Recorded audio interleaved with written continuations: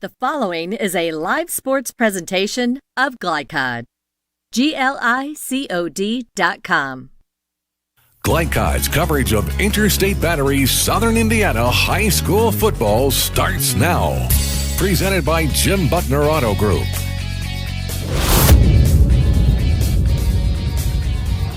Good evening, everyone, and welcome to Bedford High School. Mike Beck, Jim Kazmarek with you tonight as the Bedford North Lawrence Stars host the Floyd Central Highlanders in a Hoosier Hills Conference matchup here in October. Going to be a great night for football, Jim. Beautiful fall evening. Temperatures are wonderful. We might as well, let's go ahead and give them the game day weather. We'll get that out of the way because it is a nice night. Tonight's weather forecast presented by The Locker Room, your place for screen printing and embroidery in historic downtown Jeffersonville. Visit them, 319 Spring Street, or call 812-282-8600. 79 degrees. High thin clouds, not a chance of rain. That'll move in overnight as the remnants of Hurricane Delta kind of head our direction. But tonight, good night for football, Jim. Perfect night, Mike. Haven't we just had the best weather ever? I don't ever remember in all the years we worked together and Rivals and Glycod having a whole season of perfect weather. Well, we got one more game that you spoke too soon. You think I just jinxed this? Don't do that to us. But it's been a great year for football weather-wise, and not too bad on the field as well. We're excited tonight to see the Highlanders of Floyd Central. They come in with a 5-2 record and some star power, as well as some girth on the line. We'll be talking about some of those things. But the Highlanders 5-2, and some people are disappointed with that. Well, I guess the only disappointment would be the fact that I got beat by Columbus East. Everybody gets beat by Columbus East in the Hoosier Hills Conference, but I think it was the fashion of the way the game was lost. Of course, they lost their number one receiver Thursday before the game. It's hard to replace somebody with no days of practice. And those three young men that are filling in for him right now are doing a good job, but they had to go in cold starting against a great team like Columbus East. So probably 5-2. Coach would be happy with something like that, but I'm sure he's disappointed that they lost to Columbus East. That's for sure, but they take on Bedford North Lawrence, and normally Bedford is big, strong, and stout on the front lines, usually with a couple of good skill players, and this year, this has been a different story for Bedford. They're 2-5 to start out. Well, they're in a rebuilding mode. When I talked to Coach Weber before the game, he says we're a year or two away. They're playing a lot of young kids, for example, in their offensive line, Mike. They have one 9th grader starting, one 10th grader, 2 juniors, and just 1 senior. On the other side, just opposite of that, Floyd Central has 4 seniors and a junior. Floyd Central, once again, we're amazed at how big the high school players are now. Floyd Central goes 280, 285, 233, 300, and then a small guy, 245. Their combined weight is 1,343 pounds, almost 3/4 of a ton. Huge. While Bedford goes 215, 233, 240, 222. Kind of average size high school linemen for today. They go 11, combined weight of 1,115 pounds. So Floyd Central outweighs Bedford's offensive line by 1 whole player. And that may come into play. It very well might. And what will happen, again, when we talk about going against that kind of size, you just wear the other team down by just going against someone who weighs 50, 60, 70 more pounds than you do. And that front line anchored by number 55, Ben Mikowski, who recently decommitted to U of L, or from U of L, and committed to the Ohio State University. Big-time move there for the senior left tackle, number 55. I'm sure we'll see him a lot tonight. Well, we will see him a lot. We'll talk about him quite a bit. And, that's a second Division I player that Floyd Central has scholarship to Big Ten schools. Their kicker last year, Hussam, is now at Michigan. And hopefully we'll be seeing him some later in this year. And now Mikulski. And, of course, Winkers Wright, everybody knows about him, the outstanding year he had as a junior, not quite getting the same amount of yards this year, and that's because Tristan Polk is developed into quite an effective passer. So Floyd Central's offense is not just limited to Wright running the ball like it had been in the past, Tristan Polk has really developed into a fine passer right now. All right, well, we'll take our break, come back, and when we do, you'll have your conversation with Floyd Central coach James Bragg. That's right after this on Glycod. Stay with us. The Locker Room is proud to be a supporter of high school sports on Glycod. Located at 319 Spring Street in historic Jeff, the Locker Room has been in business for over 40 years and was Southern Indiana's first screen printer. They specialize in wholesale screen printing, t-shirts, and have a full-time graphic artist on staff. Owned by David Oram, the Locker Room invites you to team up with the best. For more information, call 812-282-8600. That's 812-282-8600. The Clark County Youth Coalition, Clark County's local coordinating council for a drug-free Indiana, presents What's Your Side Effect? Join the movement of thousands of young people working together to build a better world through living healthy, passionate, drug-free lifestyles. Our program includes tips that will help you live the good life and make chasing your dreams a lot easier. Get healthy, get inspired, get the facts at what'syoursideeffect.org. Funding provided by the State of Indiana Division of Mental Health and Addiction.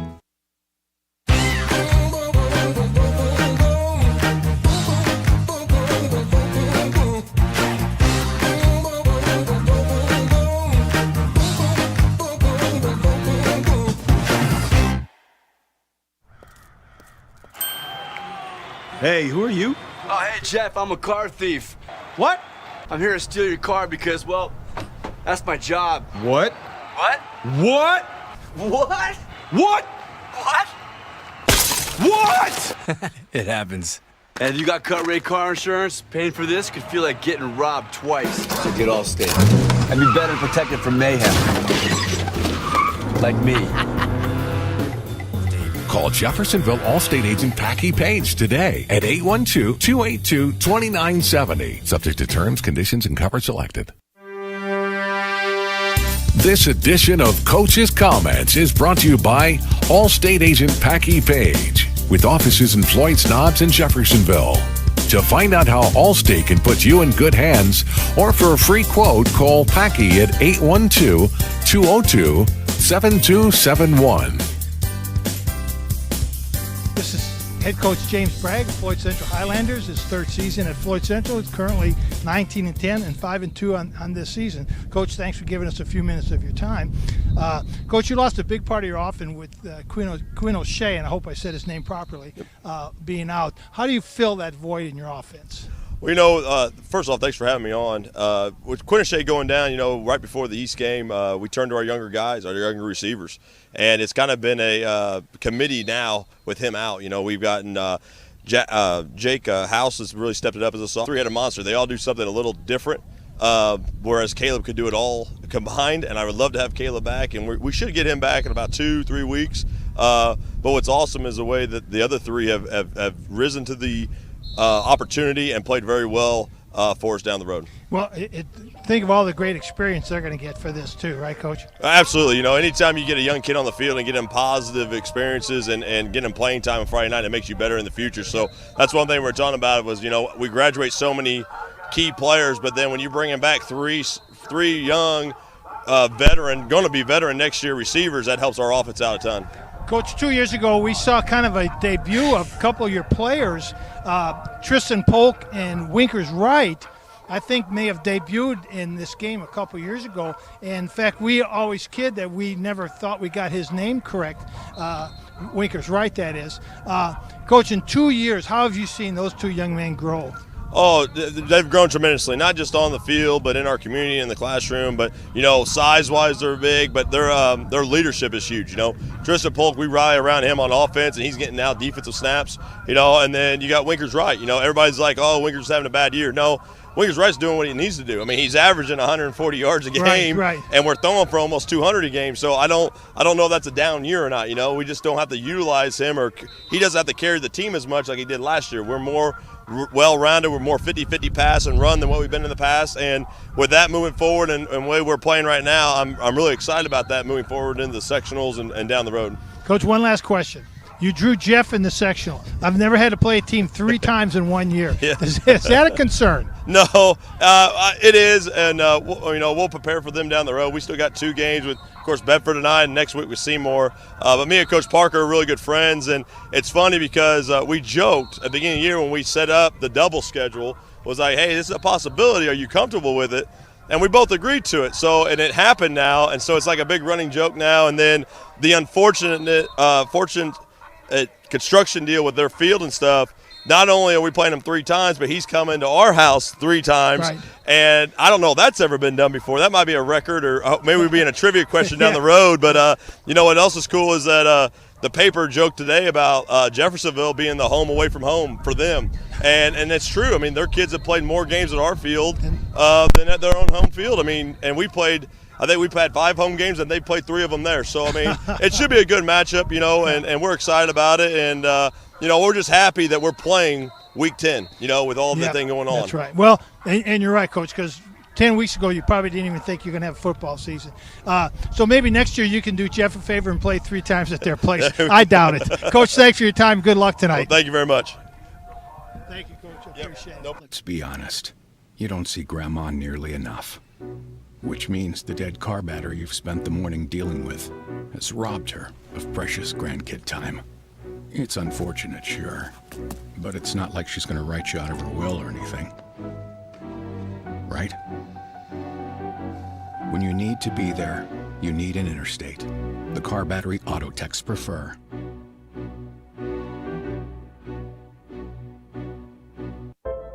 This second shift. This old pair of pants.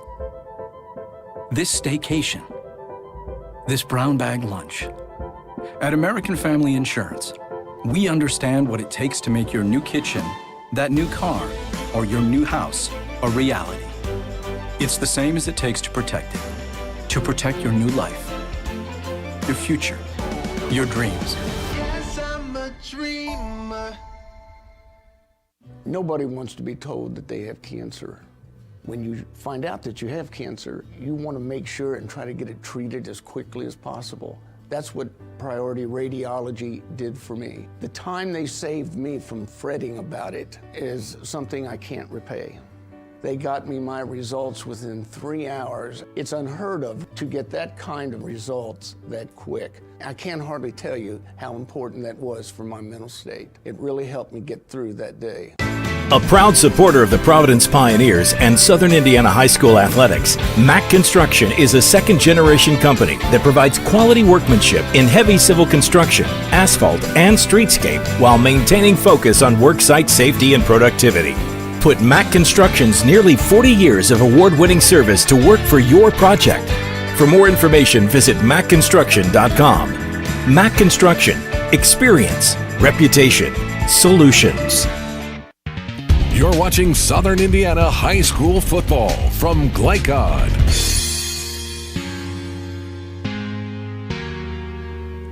This is head coach Steve Weber, his 8th year at Bedford North Lawrence, and I'll just say B&L from now on because otherwise it's a mouthful. You've been a head coach for 21 seasons, 160, 175. That's a fantastic record, Coach. Congratulations.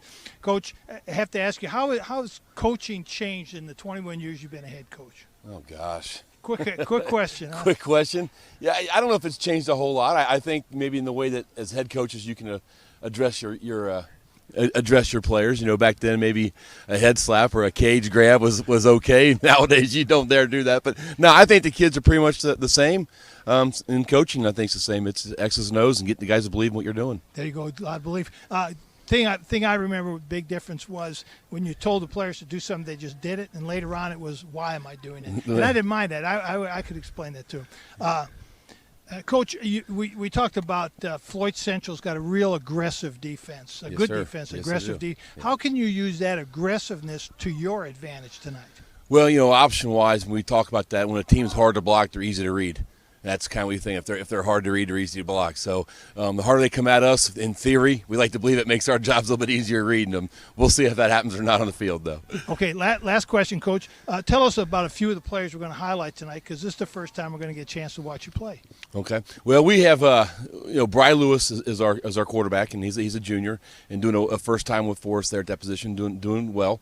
We have several young guys on the offensive line. We have a freshman starting at a tackle. I think he's going to be a pretty good player for us in the upcoming years. our defensive linebackers in those, they're all sophomores, little small guys. So I did see that, and it is a little smaller than I'm used to seeing a Bedford team. We're not ever a great big team, but we hope to gain some experience this year, get them in the weight room, beat them up a little bit. Big key for us. But we have a lot of young guys out there that have done a great job practicing hard all year long, and they've taken some lumps along the way. But I think we're learning some football. Well, they'll learn a lot from that thing. Coach, good luck tonight. Thanks for your time. Okay, thank you. The Clark County Youth Coalition, Clark County's local coordinating council for a drug-free Indiana, presents What's Your Side Effect? Join the movement of thousands of young people working together to build a better world through living healthy, passionate, drug-free lifestyles. Our program includes tips that will help you live the good life and make chasing your dreams a lot easier. Get healthy, get inspired, get the facts at what'syoursideeffect.org. Funding provided by the State of Indiana Division of Mental Health and Addiction. I'm a bunch of wind. And just like your stomach after that strip mall sushi, well, I'm a bit unpredictable. Let's redecorate. What's the matter, Tanya? I thought you loved being spontaneous. I do. And if you got the wrong home insurance coverage, I might break the bank too. So get Allstate and be better protected from mayhem, like me. Call Jeffersonville Allstate agent Packy Page today at 812-282-2970. Subject to terms, conditions, and coverage selected.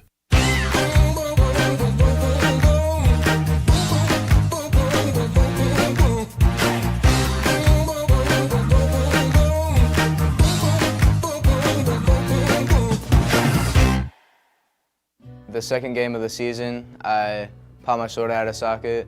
So I went to the doctor a few weeks later, and they referred me to priority radiology to get an arthrogram. It was about a day later that they told me the news that I tore my labrum. Since I got the results back so quick, I got to start doing physical therapy and everything quicker, which made my recovery process a lot quicker, and I'm thankful for priority radiology for getting the results back that fast. Hi, this is Sheriff Jamie Knoll of the Clark County Sheriff's Office reminding you to please buckle up, wear your seatbelts, and refrain from texting while you're behind the wheel. Your safety is our priority. Enjoy the game. You're watching Southern Indiana High School football from Glycod.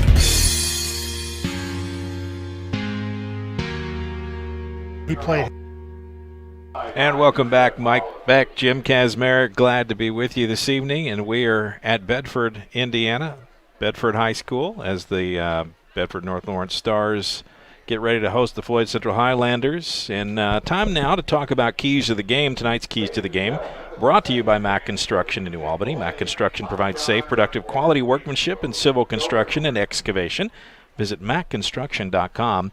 Let's start off with the Highlanders. They're on the road. That usually means they get a little bit higher mount. What do you think? Well, always taking the high school team on the road is difficult. It's hard to get the kids to keep focused when they're on the road like this. A lot of times they begin to think about what they're going to eat after the game. This is true. You got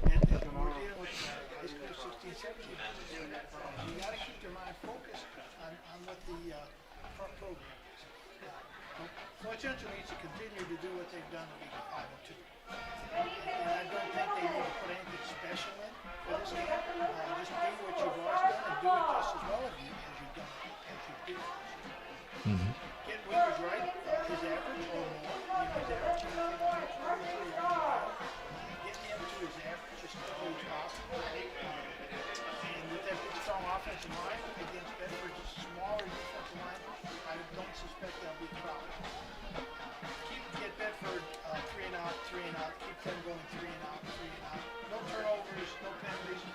I think really the key to a game like this for Floyd Central is get ahead early. Get Bedford out of the game as soon as you can. The longer Bedford can stay close and stay in the game, the harder your job is going to be, and the more confident Bedford becomes. And maybe their game plan is let's stay close and try to win it in the fourth quarter. Get them out of that mindset as soon as possible. All right, let's talk about Bedford North Lawrence. They got a bigger mountain to climb since they're on the short side of the win-loss column this year. What do they have to do? Well, we talked to Coach Bragg. He was very concerned about their ability to keep the ball away from the very potent Floyd Central offense. We're gonna have to. He needs to keep his offense on the field, chew up some yardage, move the chains, and run the clock.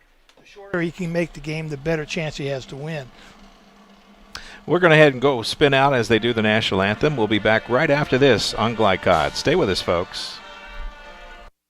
The Clark County Youth Coalition, Clark County's local coordinating council for a drug-free Indiana, presents What's Your Side Effect? Join the movement of thousands of young people working together to build a better world through living healthy, passionate, drug-free lifestyles. Our program includes tips that will help you live the good life and make chasing your dreams a lot easier. Get healthy, get inspired, get the facts at what'syoursideeffect.org. Funding provided by the state of Indiana, Division of Mental Health and Addiction. Dr. Carter's office, Annette speaking. How may I help you? From your very first call, the warm personal care from Dr. Todd Carter and his friendly staff at Carter Family Dentistry will put you at ease. Dr. Carter can take care of you and your family's dental needs, from gentle cleaning to complex procedures. Visit drtoddcarter.com to learn why generations put their trust in Dr. Carter for their dental health. Or to schedule an appointment, call Annette or Joyce at 812-944-5155. Located at 809 Mount Tabor Road in New Albany. Hey, who are you? Oh, hey, Jeff, I'm a car thief. What? I'm here to steal your car because, well, that's my job. What? What? What? What? What? What? What? It happens. And if you got cut rate car insurance, paying for this could feel like getting robbed twice. So get Allstate. And be better protected from mayhem. Like me. Call Jeffersonville Allstate agent Packy Page today at 812-282-2970. Subject to terms, conditions, and coverage selected. Dubuque County Fair is about to get its face melted! Yeah! 1 second. I guess their faces are safe. Shut up, Jeff. Yeah, Jeff, shut up. Shut up, Jeff. I don't need your help. Just like what happened in Pittsburgh. Never mention Pittsburgh! When you need to be there, you need an Interstate, the car battery auto techs prefer. Come by Interstate Batteries, 1510 Production Road, Jeffersonville. You're watching Southern Indiana High School football from Glycod. Welcome back. Mike Beck, Jim Kazmarek here, Bedford North Lawrence High School. And we're going to jump back to those keys to the game. Bedford North Lawrence, because of the national anthem, we jumped out for that. And we're back now. Finish up your thoughts there, Jim. Well, if Bedford can shorten the game, remember we talked about shortening the game by making the clock run, stay on the field, make some first downs, keep Floyd Central's potent offense off the field, that increases their chance to win. Also, Floyd Central's got a very aggressive defense. So if Bedford has some quick traps, counters, reverses, bootlegs, waggle type of plays in their offense, that would give Floyd Central some problem because they're so aggressive on defense. So if you have those in your offense, tonight's the night to let it all happen. That's really the keys for Bedford is try to shorten the game and try to use Floyd Central's aggressive defense. And when I was coaching, this sounds strange, Mike, but I'll use this analogy. When I was coaching and we were playing teams that were quicker than we were on defense, we would use the analogy of make it to be like jiu-jitsu. In jiu-jitsu, you use a person's strength against them. Yeah. So, and that's what you try to do against a team like this. Try to take what their strength is, their aggressiveness, and use it against them by countering everything Floyd Central is going to do on defense. Try to counter it on your offense. All right. Well, those are your keys to the game, brought to you by our partners at Mack Construction. Now it's time for our starting lineups, your Interstate Batteries starting lineups. Get started with Interstate Batteries, locally owned at 1510 Production Road in Jeff, and a proud supporter of high school sports on Glycod. Interstate Batteries, outrageously dependable. And we'll start with the Highlanders, and there's that offense for Floyd Central led by quarterback Tristan Polk, senior. Winkers right, the acclaimed running back, does a fine job. Then a gathering of receivers, Schneider, Branham, Slaughter, and Hutzler will be targets for Tristan Polk tonight. Then that big offensive line led by Zen Mikowski, headed to the Ohio State University next fall. At left tackle, very important role on the front line. And Caleb Rogers, Isaac Hatfield, Trent Hyatt, and Brendan Fessel, the front guys for the Highlanders. On the defensive side of the ball, that aggressive defense we've talked about. They run a 4-3 defense. 4 downmen: Gavin Harvey, Trent Hyatt, Brandon Fessel, and Trace Richards. Caleb Slaughter, Colin Cummins, and Andrew Spurgeon, the linebackers. 2 corners: Blake Zender and Jordan Fonda, and then Hutzler and Branham and the safeties position. Across the way, when Bedford North Lawrence has the ball, they're led by their quarterback, Bry Lewis, Gavin Scherschel, the running back, Dylan Nykirk, and James Underwood at the slot. And then 2 split ends: Riker Hughes, Ben Cosner, Mansker, Garner, Jones, Messmore, and Woodward, the front 5 for the Stars. On defense, some names that are familiar and some new names as well. James Covey, Austin Messmore, and Jacob Terrell on the front. They got a 3-3 formation. Caden Bennett, the strong linebacker, James Underwood, the middle linebacker, and Tyson Patterson, the weak side linebacker. 2 cornerbacks, Staggs and Nykirk, and they run a 3 safety set, very unusual. A strong safety, Grant Todd, Pierre Childs, the weak safety, and then Maddox Ray at free safety. Unusual defense. Don't see that often. And we used to call the free safety and the weak safety, in our old terminology, were strong safeties, and they would be really, most people think it was outside linebackers. So that 3-3 defense that Bedford runs is very similar to what we've seen Silver Creek run this year. Very similar kind of defense. And it's a good defense against teams that have spread offenses or running backs like Winkers Wright, where your linebackers, your more skilled, quicker defensive players are in a position to make plays. All right, well, the Highlanders have come out on the field. We'll take our final break, be back with the kickoff right after this in about 3 minutes. Stay with us, folks. The only name you need to know for all your auto repair needs is Voinier's Auto and Truck Repair. Sure, our name might be hard to say, but we can fix everything no one else wants to fix. Big or small, we can do it all. Foreign or domestic, if it needs repair, Voinier's can handle the job. The only thing high-tech about us is what we do, and we're upfront with you and we'll do the job right. One thing we have to sell is our time, and we won't waste yours. Voinier's Auto and Truck Repair. Family-owned since 1981. Call us for all of your auto repair needs. I'm a bunch of wind. And just like your stomach after that strip mall sushi, well, I'm a bit unpredictable. Let's redecorate. What's the matter, Tanya? I thought you loved being spontaneous. I do. And if you got the wrong home insurance coverage, I might break the bank too. So get Allstate and be better protected from mayhem, like me. Call Jeffersonville Allstate agent Packy Page today at 812-282-2970. Subject to terms, conditions, and coverage selected. Let's be honest. You don't see Grandma nearly enough. Which means the dead car battery you've spent the morning dealing with has robbed her of precious grandkid time. It's unfortunate, sure. But it's not like she's going to write you out of her will or anything. Right? When you need to be there, you need an Interstate. The car battery auto techs prefer.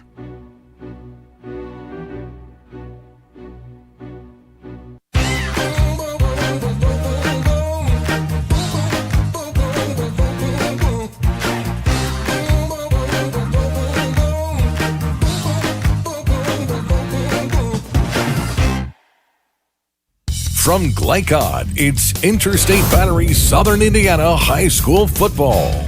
Interstate Batteries, outrageously dependable since 1950.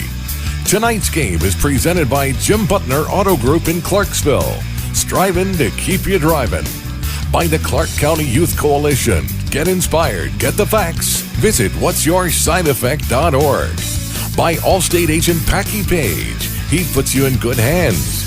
By Priority Radiology in New Albany. You have a choice. By Clark County Sheriff Jamie Knoll. And by Centra Credit Union. Now to the field for all the action from Glycod on Interstate Batteries Southern Indiana High School Football. Presented by Jim Butner Auto Group. And welcome back. Mike Beck, Jim Kazmarek here as it is almost game time. Bedford does they have a traditional entrance. They kind of walk in front of their fans, across from left to right, carrying the flag. Kind of neat, actually. Yeah, and then they run out and on the field, all head to the center star before heading to the sideline. I like schools that have unique traditions. Everybody's got their own thing, and that's Bedford's.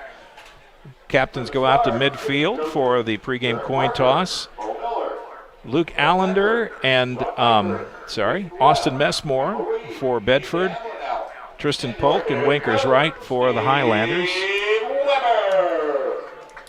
And we'll find out how it comes out here in just a moment. We only have 5 officials this week, Jim. Last week we had 6 at Silver Creek. Well, but that one was just kind of looked like he was a sideline official. He was a trainee, maybe. I think that's exactly right. I think that's what we figured out. And we got some things to talk about tonight. One of the big stories will be playoffs as the playoff pairings were launched, and I know you've got some thoughts on that. We'll talk about some of those matchups, including a tough draw for Silver Creek. They maybe had the worst draw of the night. They ended up opening at home, but against East Central, and that's something we can talk about. Also, other games tonight we'll be following. This is the Brownstown at Silver Creek. Silver Creek's never beaten Brownstown, and they've never won the Mid-Southern Conference. They could do it tonight. I'm anxious to have Steve give us some updates on that game. I'm sure he will. Also, Madison at New Albany this evening. Jeffersonville on the road at Jennings County. Charlestown at Salem, not too far down the road from here. Interesting game there because we have Charlestown next week. Yep. We'll talk about that. Corden Central travels to Clarksville tonight. Should be a pretty good game there. Providence hosting Milan. So, and you know Milan is one of the top single-A teams in the state. So should be an interesting set of games as the scores begin to come into us tonight. But the one most important one is the one in front of us, and that is about to get underway as Bedford North Lawrence will receive the ball. Floyd Central to kick off. And D for Bedford is James Underwood and Dylan Nykirk. And we are about ready to get this thing started here. And it seems like every year when I coached against Bedford, there was a Nykirk on Bedford's team. Good family name here. Mm-hmm. You see that in a lot of communities, especially in the smaller communities, and I don't mean disrespect, just isolated away from the major metro of Louisville or Indianapolis. Bedford, a nice-sized town, a city in its own right. A lot of pride here, and they should have. They've had some really good teams over the years. Yes, they have. I was looking here at something in the program about how many times they've won the Hoosier Hills Conference back in the 70s and 80s. Yeah. Unfortunately. Lately it's been Columbus East. Columbus East, yeah. All right, well, here we go. Get ready to kick off, get this thing underway.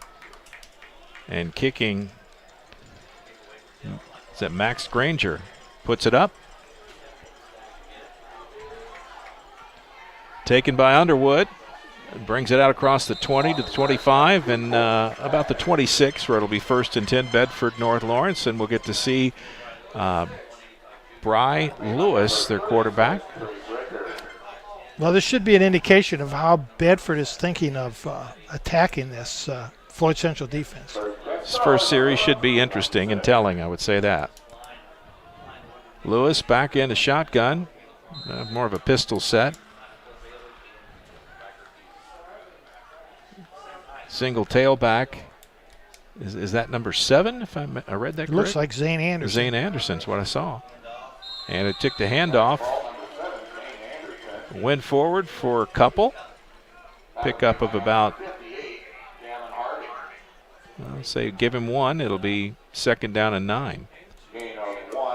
Not much room there to run.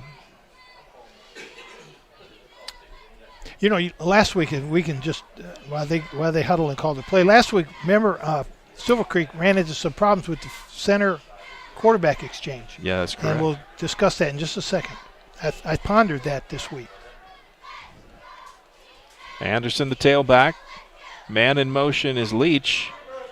Option play, quarterback keeps it. Goes off the left side for a couple more. It'll bring up 3rd down. And there's their option that Coach was saying that Floyd Central's aggressive defense makes it easier for their quarterback to read. Anyway, last week when they had Silver Creek was having trouble with the exchange, very seldom do you see a team that is a shotgun team be successful going under center and doing a center snap. Mm-hmm. It's really two completely different mechanics for the center. So teams that are shotgun usually stay in the shotgun. Teams that are under center usually stay under center. 3rd and 4 is the situation. Bry Lewis in the pistol, waits for the snap. He's going to put it in the air. It looked like it anyway. Scrambles to his right, a flag thrown. He goes out of bounds. Yeah, close to the first down. That was a little waggle action.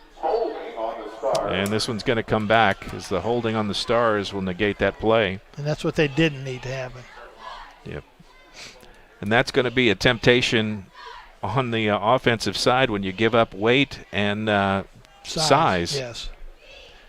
10-yard penalty from the spot of the foul will set them back. We'll see where they end up putting it down at the 17-yard line. So brings up another 3rd down play, but this time 3rd and about 19, I'm thinking. So Fessel and Hyatt go 300 and 245, and the offensive guards that Bedford had goes 215 and 215.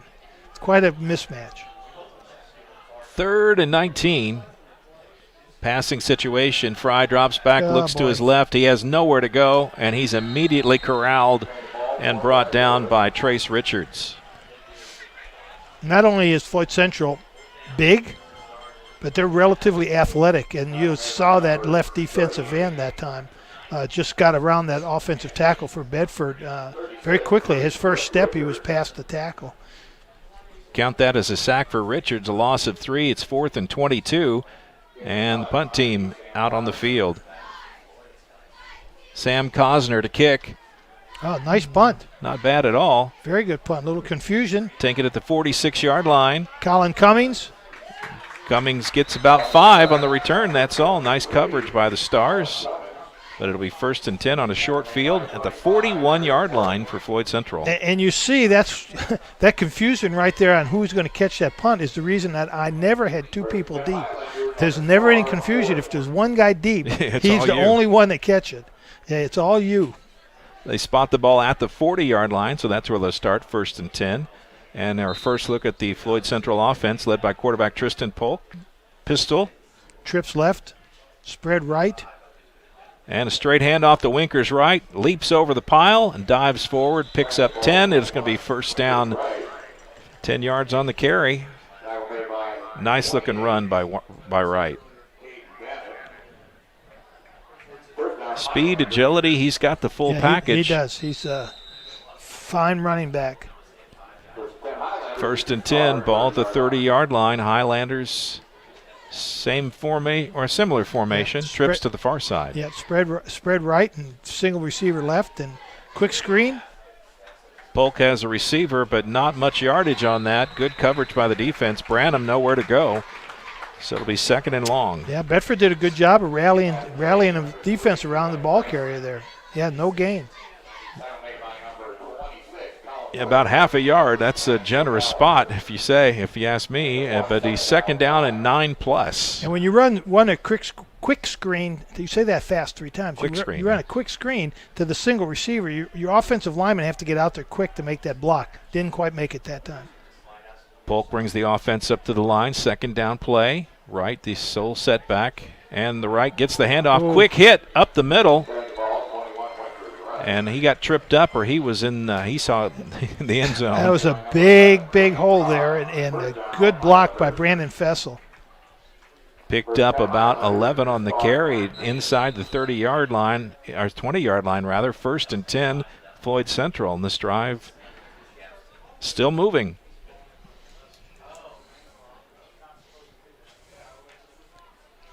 It's our first chance to see the Highlanders tonight. Could be a pass play. Yeah. Well, 1st down when they're running 50-50 in the offense, so pass and run. Right exits, so definitely a pass and a tip. Through the hands of the intended receiver. Looked like Caleb Slaughter had that in his hands, and he let it get away. And, sometimes as a defensive coach, I would tell the defensive team, pay attention to how much time a team takes in the huddle, because it takes longer to call a pass play than it does a running play. So if a team is in and out of the huddle quickly, it's because it's a running play. see if they don't run a running play here because they got out of the huddle quickly. 2nd down and 10 after that incompletion. Polk hands off to Wright, straight ahead. How about that? Running behind that big left side of the line, and he picks up a nice gain of about 5, and it'll be 3rd and 5.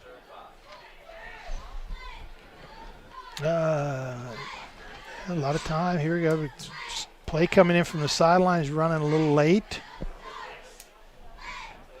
Play clock down to 19. Jake House brought that play in. Twins on both sides, 2 wide receivers, both right and left. Spreads the defense out. Now Wright steps up to the left, right side, and handoff back to the left. Oh, nice stutter step and in the end zone. Highlanders score. 15 yards out. Winkers Wright carries it in.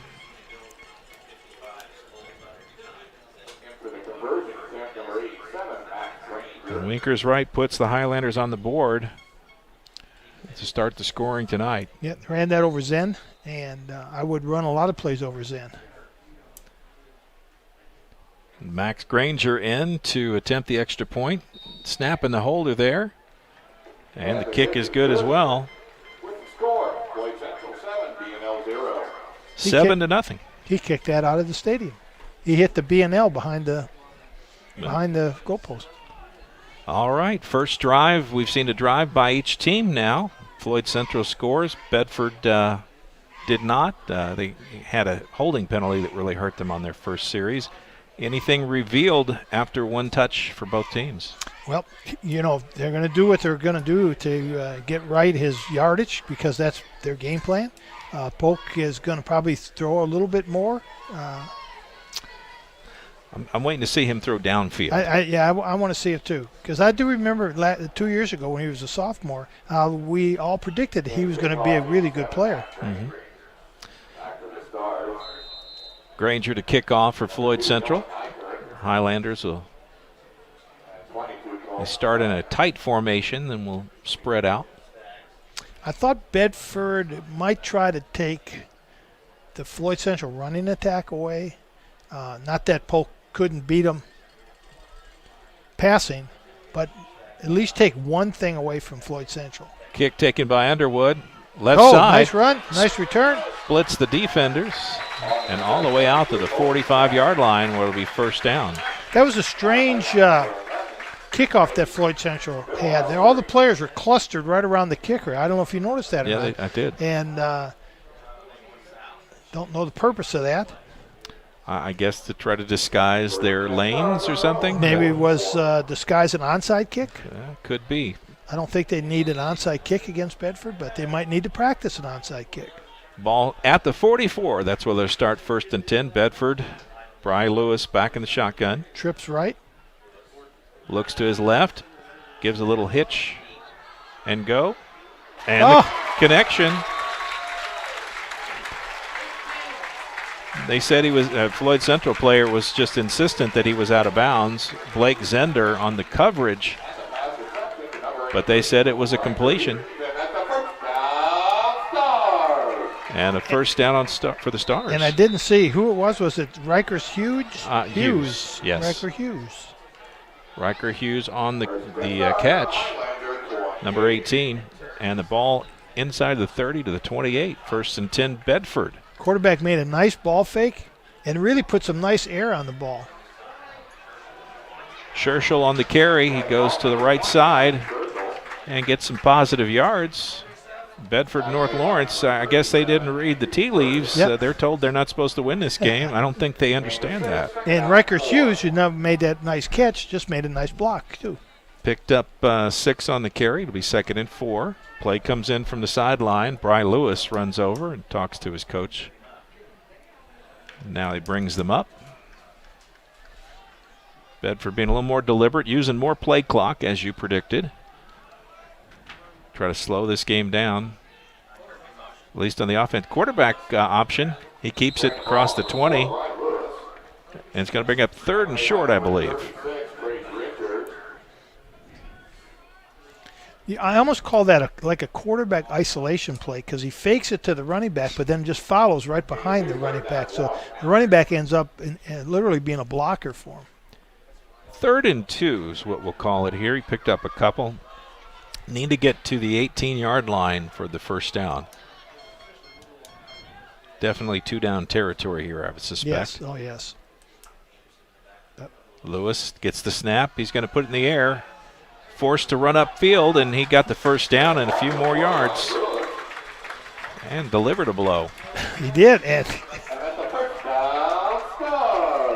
he runs over the sideline to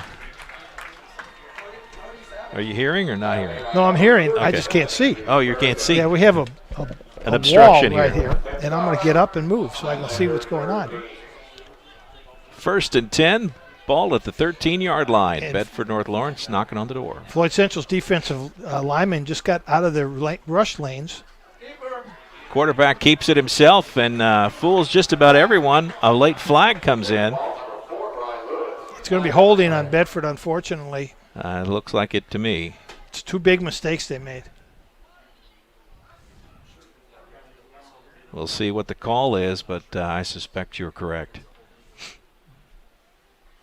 Got very quiet. Oh, no. Targeting on the defense. That was that occurred in the line of scrimmage. Okay. That's why I thought it was holding.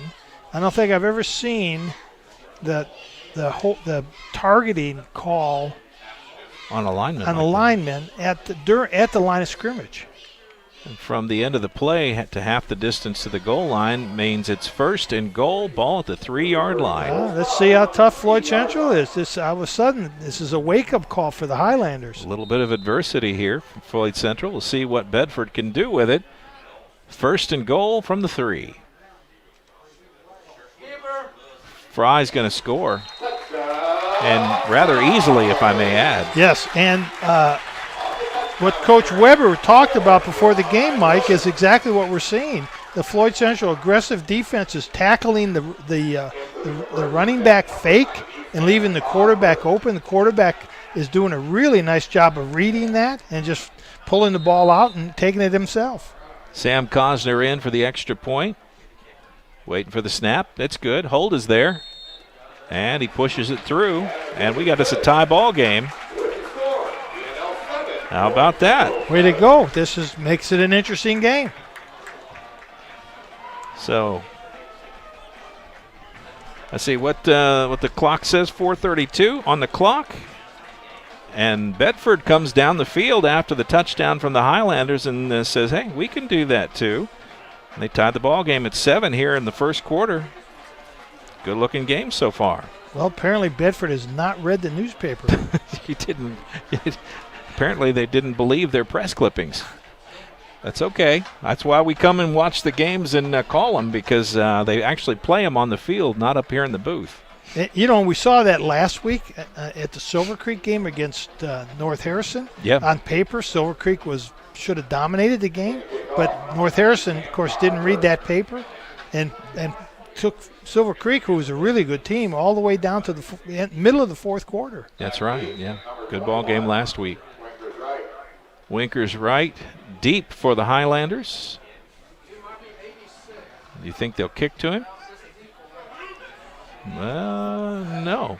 Oh, my. Ball dropped and bounces out of bounds.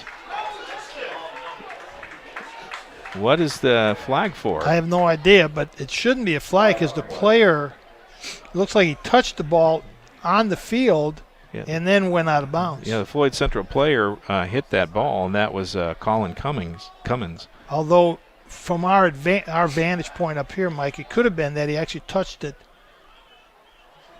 while it was out of bounds. And that's exactly what the referee's calling. Okay. The ball must have been out of bounds. Well, we're all the way across the field and don't have the angle on that, so that's they're going to come over and explain to the coaches what happened. And coaching staff not thrilled with the call. But 1st and 10, ball on the 35-yard line, and that's where The Highlanders begin. And Coach Weber was looking up in the sky after he got the call from the referee, and I don't think there's going to be any help up there. No. Handoff, Winkers right. Splits the front. Oh, it's still splitting. Nice step. And finally brought down, but after a huge gain. Tackle by Jesse Brock, wearing jersey number 14 tonight. About a 26-yard gain for Winkers. All the way down to the 34-yard line. 1st and 10, Floyd Central.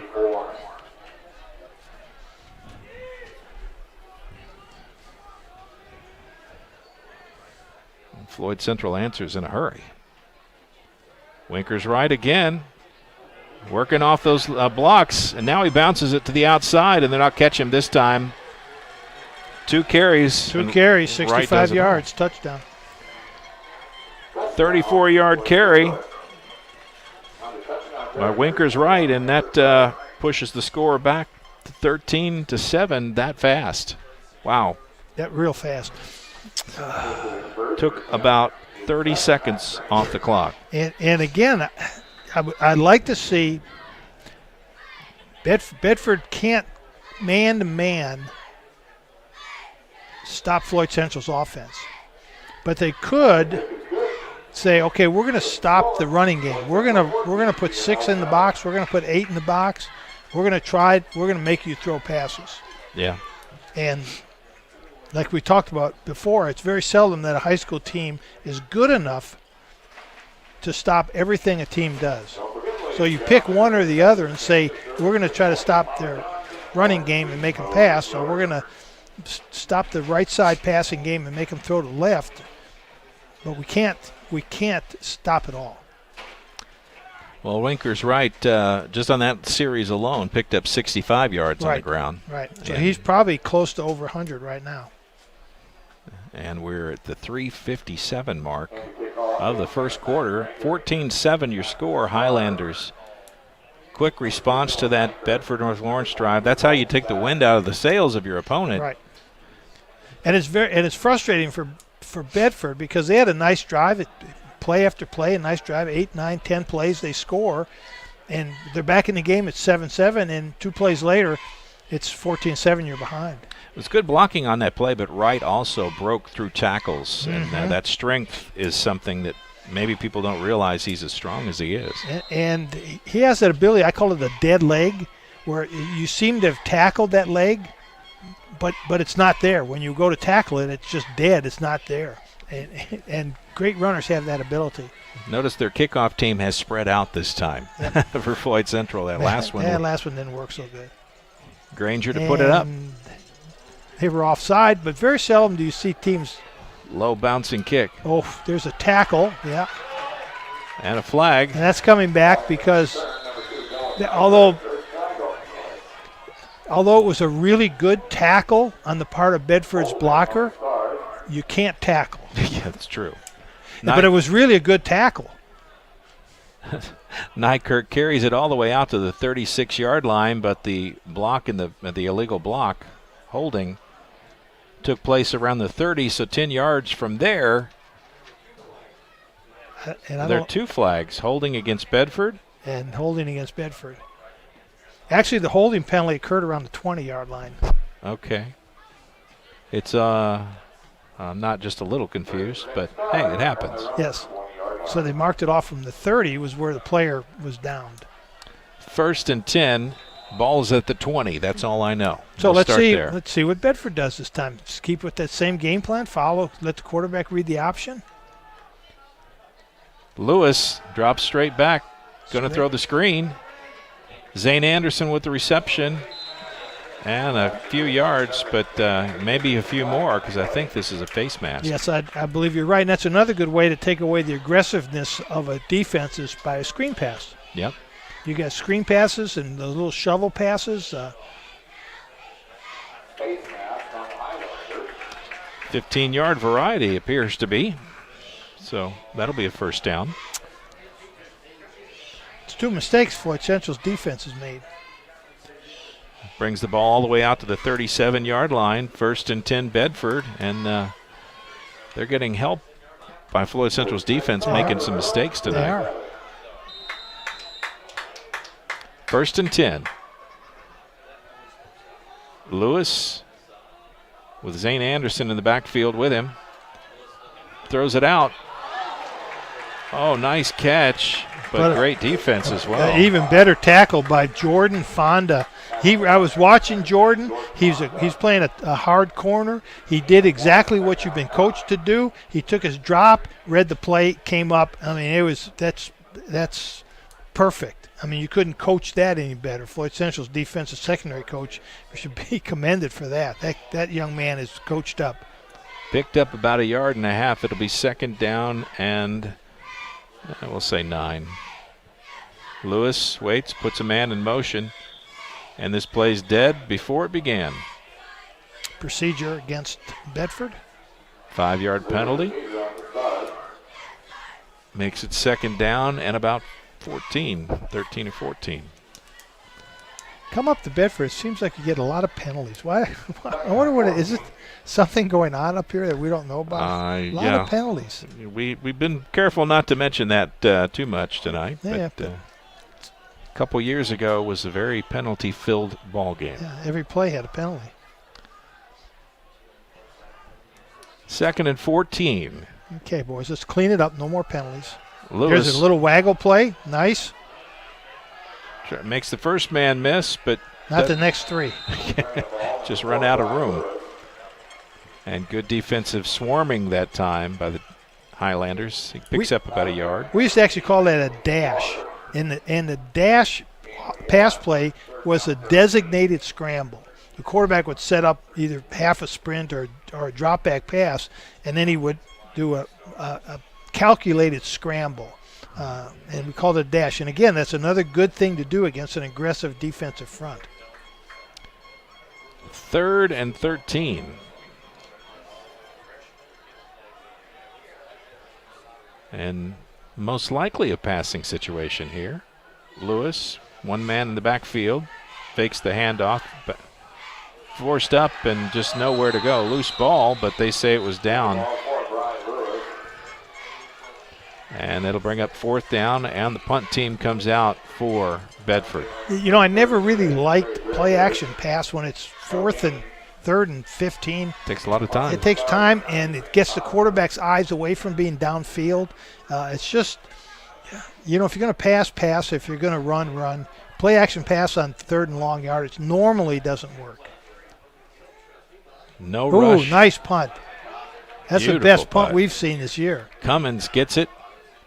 About the 26-yard line. Uh-oh. Hesitates. Uh-oh. Reads his blockers out across midfield and down about the 42-yard line. That's what you call out-punting your coverage. Yeah, for sure. Well, Cummins hesitated, waited for his blocking to set up, and then snuck in behind him. Nice return. And they put it down at the 40-yard line when it's all said and done. 1st and 10 there. Well, come on, Bedford. Let's see what you can do. Crowd that line of scrimmage. You know, it's almost like you got to try to take one of the weapons away and force them to beat you single-handed. With something else, right. Yeah, if you can isolate right, then make Polk beat you with his arm. So Floyd runs 4 wide receivers. You got 4 defensive backs. That gives you 7 linemen. Right runs to the power side. And there you go. Picked up about 3. 2nd down and 7. Ball down to the 37-yard line. Right ran to the right side, but Bedford was stout there.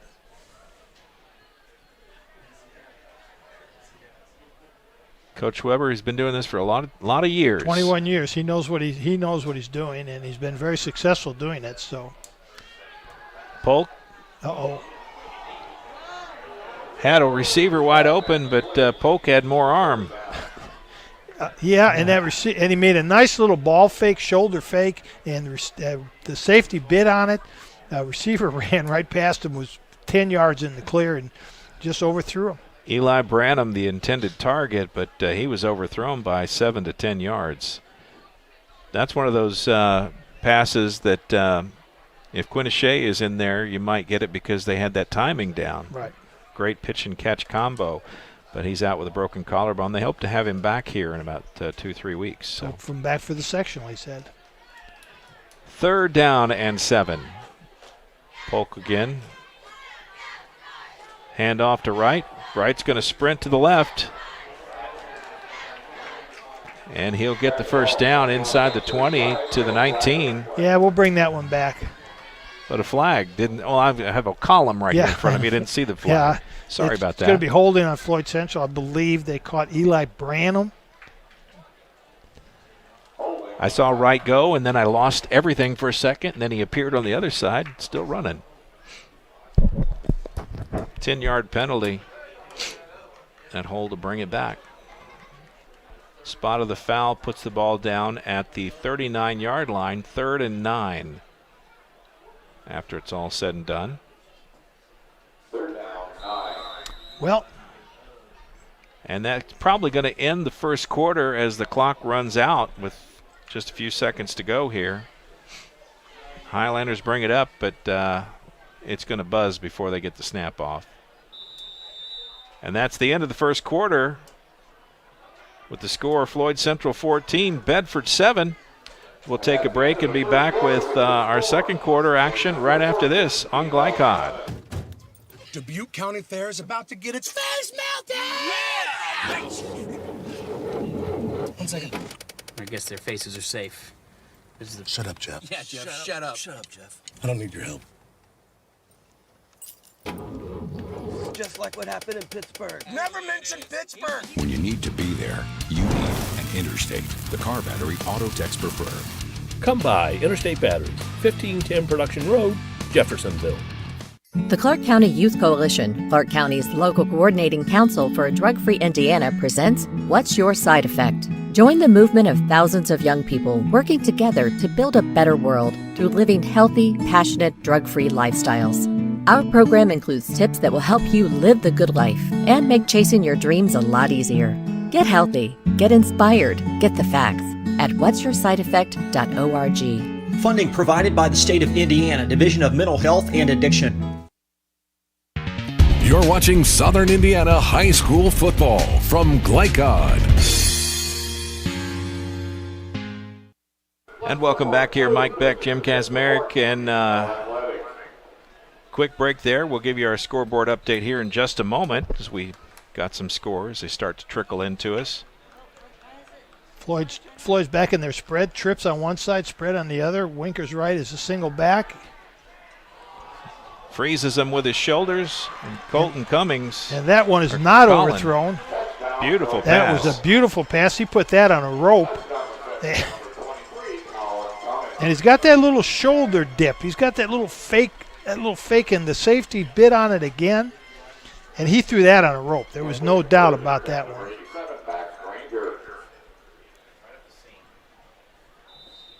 Was that Colin Cummings? It was. He also plays linebacker. Granger in for the extra point, and after they get this, we'll go ahead and give you the scoreboard update and a whistle. And it's going to be against Floyd Central. Procedure. Illegal procedure on the Highlanders. So they'll move it back 5 and try it again.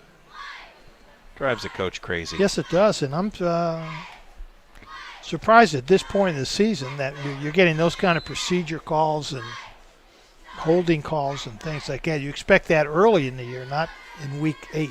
Colin Cummings, the holder for the Highlanders. He has the snap. The hold is there, and a kick. Plenty of leg. Is it straight enough? It is. And Granger puts it through, and 21-7 is your score here. Bedford North Lawrence trails Floyd Central by 14. And let's go ahead and take a quick look at our scoreboard update. Scoreboard update brought to you by Clark County Youth Coalition. For more than 35 years, the Clark County Youth Coalition has been the state's eyes and ears in Clark County, monitoring data and working to reduce substance use and abuse. For more information, visit clarkcountylcc.org. And early first quarter score, Silver Creek 14, Brownstown Central nothing. Big score there. This one, Milan leads Providence 7-0 at the end of one. And another score that you are obviously interested in. Madison leads New Albany at the end of one, 7-6. So I told you my heart is torn both ways. Yeah, well, That's your scoreboard update brought to you by the Clark County Youth Coalition. Back here it is 21-7. Floyd Central shows that they can score fast and through the air and on the ground. On the ground. And Max Granger, their kicker, is only a sophomore. He had a lot of big shoes to fill when Cole Hussing left to go to Michigan. And he is now 26 out of 30 on extra points. And he's got a lot of leg. He does. He does. That first kick, like I say, he kicked it out of the stadium. And Granger to kick off. Puts it up. And this one's going to go all the way back. Taken at the 1. Bounced around. That's trouble. Underwood gets it out to about the 16 where he's brought down by a good tackle on the stop that time. Andrew Spurgeon, one of the linebackers for the defense, makes a play. I thought he was in the end zone. Like, apparently not, because I No, can't. he was right at the 1. My wall was in the way. And if I'm going to stretch and look, you're not going to be able to see, are you? No, you're fine. We'll make it work. It's this press box. They have more room for window, but they didn't quite take it all the way to the end. So we kind of have to lean over at times. But, hey, 1st and 10 is the result here. It's all right, Mike. I love you. Pitch out to Scherschel. And Scherschel has nowhere to go. Great defensive coverage by that side of Floyd Central. I saw one player in the backfield there. I thought he was injured there for a moment, but nope. And that kind of play there plays into Floyd Central's strength. When you're going to try to go wide and without any kind of option or fake, you're just playing right into Floyd Central's hands. Loss of 4 would be 2nd and 14. Now, if they have a reverse off of that, or a counter off of that, or a halfback pass off of that, that could be helpful. 21-7 your score here. Early goings of the second quarter. Motion back to the left, and it's a pass. Scherschel on the reception. He's got the first down. Fights out of the tackle out to the 30, and that's where they'll put him down at. I like it. I do too. Nice play. Good pass. Little play action pass. Freezes the linebackers. Receiver sneaks in behind the linebackers in front of the safeties. Not only well designed, but well executed, and that's sometimes difficult to do. Bry Lewis, the quarterback, just a junior. Scherschel, the senior, on the reception. He ran a good route. Yeah, he did. 2 wide slot, quarterback. Oh, don't pitch it. Oh. You saw the same thing. Oh, don't pitch it. That would have been a pitch to the other team. Yes. That's what it would have been. I got a nice little game out of it, though. We'll give him about 5. Yeah. Well, they give him a little bit more. Well, it's at home. He's a home quarterback. Yeah, that's that. So give him 1 more yard on his stats. 2nd and 6, or 2nd and 4. I'm sorry. 6 yards on the carry, just across the 35, almost to the 36-yard line. About 10 minutes to go in the second quarter.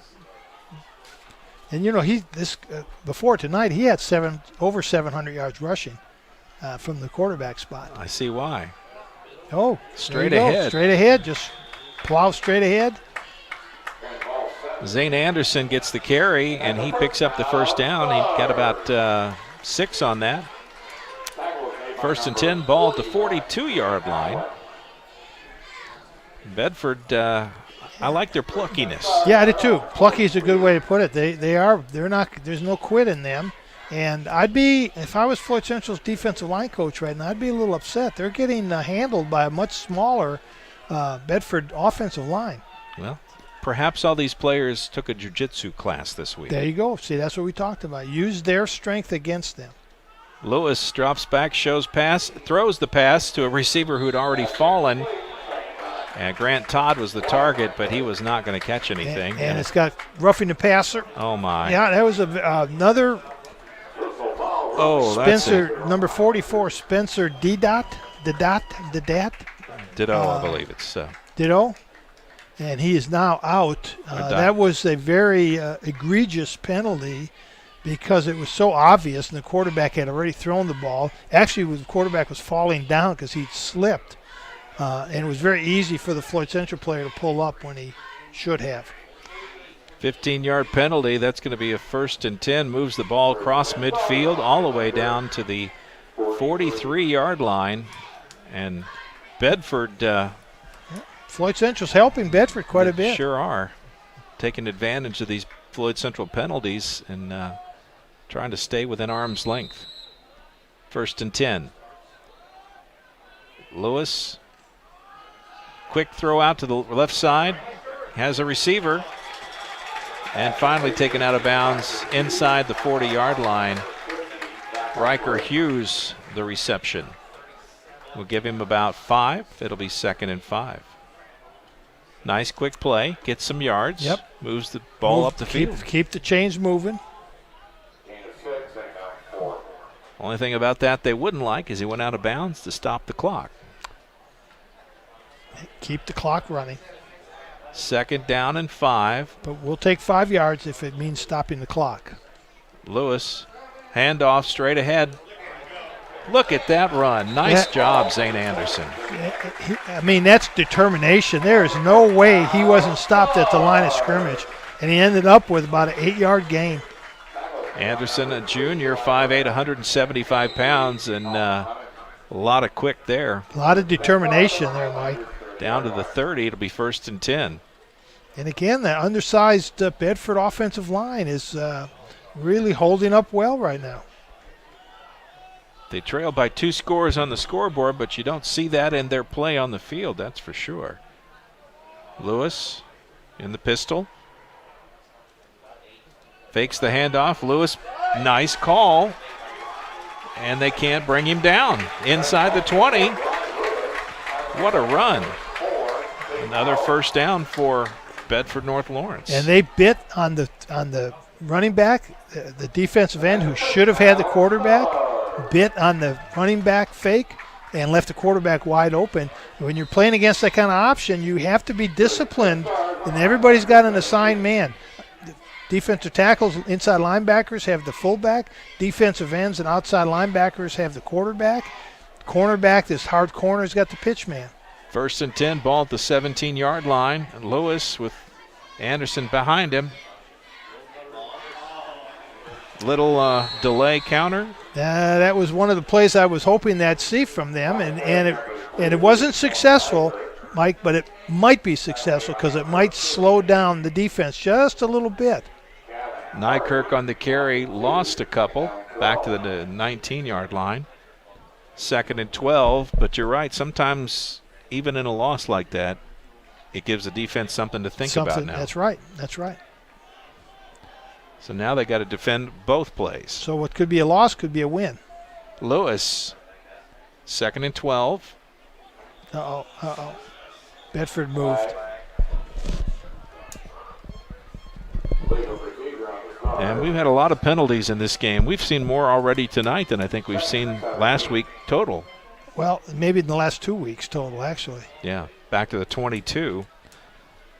2nd down and... Yep, well, it was a 3-yard penalty, and now it's a 5-yard Yeah, penalty. there you go. I was going to say, it didn't seem to add up in my brain.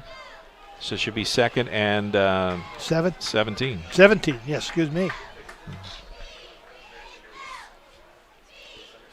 Scherschel goes in little motion. Play action, screen.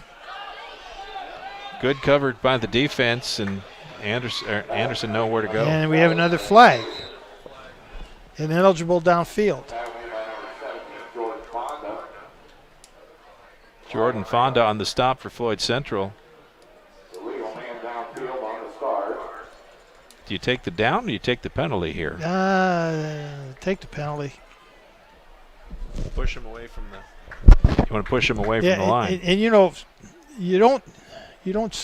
Oh no, he picked it up. I was just going to say you don't see ineligible downfield on a screen pass, and that's actually really not the umpire's call. The sideline judge over here on this sideline, that's really his call because he marks the line of scrimmage. Mm-hmm. If the receiver catches the ball in the backfield, the lineman can be downfield, which is what I thought. So it was a good play call. Picked up 4 or 5 yards. So 3rd and 14 is the result. Lewis by himself. Scherschel in motion. Fakes the handoff. Lewis waiting. Had Scherschel open for a minute. Uh-oh. Now throws into the end zone. Touchdown. And Dylan Nykirk catches the pass. That went against every coaching tenet you'd ever hear. When you run into the right, don't stop and throw the ball all the way across the field to the left because it's always an interception. I'm wrong. Sometimes it's a touchdown. Sometimes. At the 6:34 mark of the second quarter, Bedford North Lawrence says, no, we're not done yet. Yeah, Brian Lewis has got a nice strong arm and very shifty. Cosner in to kick, sophomore. Did he get enough? Just barely. Just barely. You know what? It doesn't have to be pretty. It just has to be through. Just has to be through. 21-14. Good football game here at Bedford. I don't expect anything less from Bedford. Even, no matter what they have on the field, this school and this program for years has always produced solid football teams. Solid football teams, always well-coached football teams, hard-nosed kids. Usually I'm used to seeing big, strong, stonecutter kids on the line for Bedford. They don't have that this year, but they have the spunk and the tradition and the will to win, and that's what they're doing out here tonight. They're demonstrating some fire, and I like that. Yes. Floyd Central, the prohibitive favorite, I believe, by pretty much everyone coming into this game, and they are leading on the scoreboard, and they're playing a good game, but too many penalties is really what's hurt them tonight. It really has hurt them, and at key moments. It's kind of surprising to see that, too. I would not think of Floyd Central as a team that gets a lot of penalties. Cosner to kick off. Winkers right, deep. Uh-oh. They kick away from him to Cummings. Yeah. And did it go out of bounds or did it go in the end zone? He called it out of bounds again, huh? Oh, my. That could have gone either way. It looked like it went very close to the pylon. He's going to say it went out of bounds just inside the field of play. That is a penalty. So Floyd Central gets it back on the 35 again. Colin Cummins made a good choice not to pick it up then. 15-yard difference. If it goes in the end zone, it comes out to the 20. If it goes out of the sidelines, it comes out to the 35. It might even, they may only lose or gain 10 yards. But Bedford, might even think about an onside kick, especially after that last score. Floyd Central comes out with their head down. Bedford's kids are fired up. Be a good time they've tried the onside kick. Yes, you're right. Get the ball back again real quick. Keep Floyd Central's offense on the sideline. Now here we have 21-14 is the score. Umpire's moving a little slow. Come on. He's got a little hitch in his giddy up. He sure does. You think about injuries to the players, sometimes it happens to the officials. That's the toughest official spot to have, is the umpire right behind the defensive lineman. Low snap. Polk gets it to Winkers right. Running, flag flying. Nice run out across midfield, but I have a feeling this is coming back. Flag way back there. And it's a hold against Floyd Central. If that's a spot of the foul flag, that's going to hurt. Yes. Because the spot of the foul was at the 33, behind the line of scrimmage. 10-yard penalty puts it down at the 23. So who's holding 5 yards behind the line of scrimmage? I don't know, but now you've got a 1st and 22. And that's almost as bad as the 4th and 49 we saw a couple weeks ago at Gordon Central. Yeah. 1st and he's got it all. They can't get him down. What a heck of a run by Winkers right. So it's first down. What was it, 1st and 24? 1st and 22. 1st and 22. And the coach says, I got this play. I got this one. Let's go right off tackle, off the left side. So you got two Division I players, one running the ball and one blocking for him. That's a pretty good call. All the way down to the 39-yard line. Winkers right now over 100 yards rushing on the night. Don't have official totals, but I guarantee you he's already in triple digits. Yeah, he's way over 100 now, Mike. Quick handoff. Polk. Nope. Polk keeps it Polk himself. Keeps it. Nice hard run by the senior quarterback, and he'll have another first down at the 28-yard line. They just got so many weapons offensively. They can make a lot of mistakes or even, not be playing their best on defense, and they can score and keep themselves in the game. Right. Yeah, they do have a lot of weapons. And even those three kids that are subbing for Quinn O'Shea are doing a good job tonight. So lots of weapons for Floyd Central. Trips to the far side, 1st and 10. Right. Winkers right, catches the ball, and then weaves his way down inside the 20-yard line to the 15. And that's just like a toss play. It's just like a running play, but, Polk's going to get credit for a pass, but it's just a wide running play. High percentage pass. Yes. And nice yards after the catch by Winkers right. 1st and 10, ball at the 15-yard line. Clearly the Highlander offense, high octane. 1st and 10, right moves out into motion. Now comes back. Fake the handoff. Polk going to look downfield. Oh. Sheds a tackle. Now he's going to pull it down. And he threw it across the line. That's going to be an illegal forward pass, which would have been an unusual mistake. But he was 5 yards beyond the line of scrimmage when he threw that. So he would have had at least a 10-yard gain on the play. And now he's going to end up with a 5-yard loss.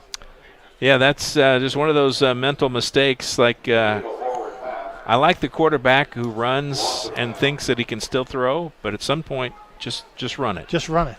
Yeah, and we've always told our quarterbacks, if you get out in the open field and you can run for 10 yards, do it. It's a lot easier to run for 10 than try to throw it for 10.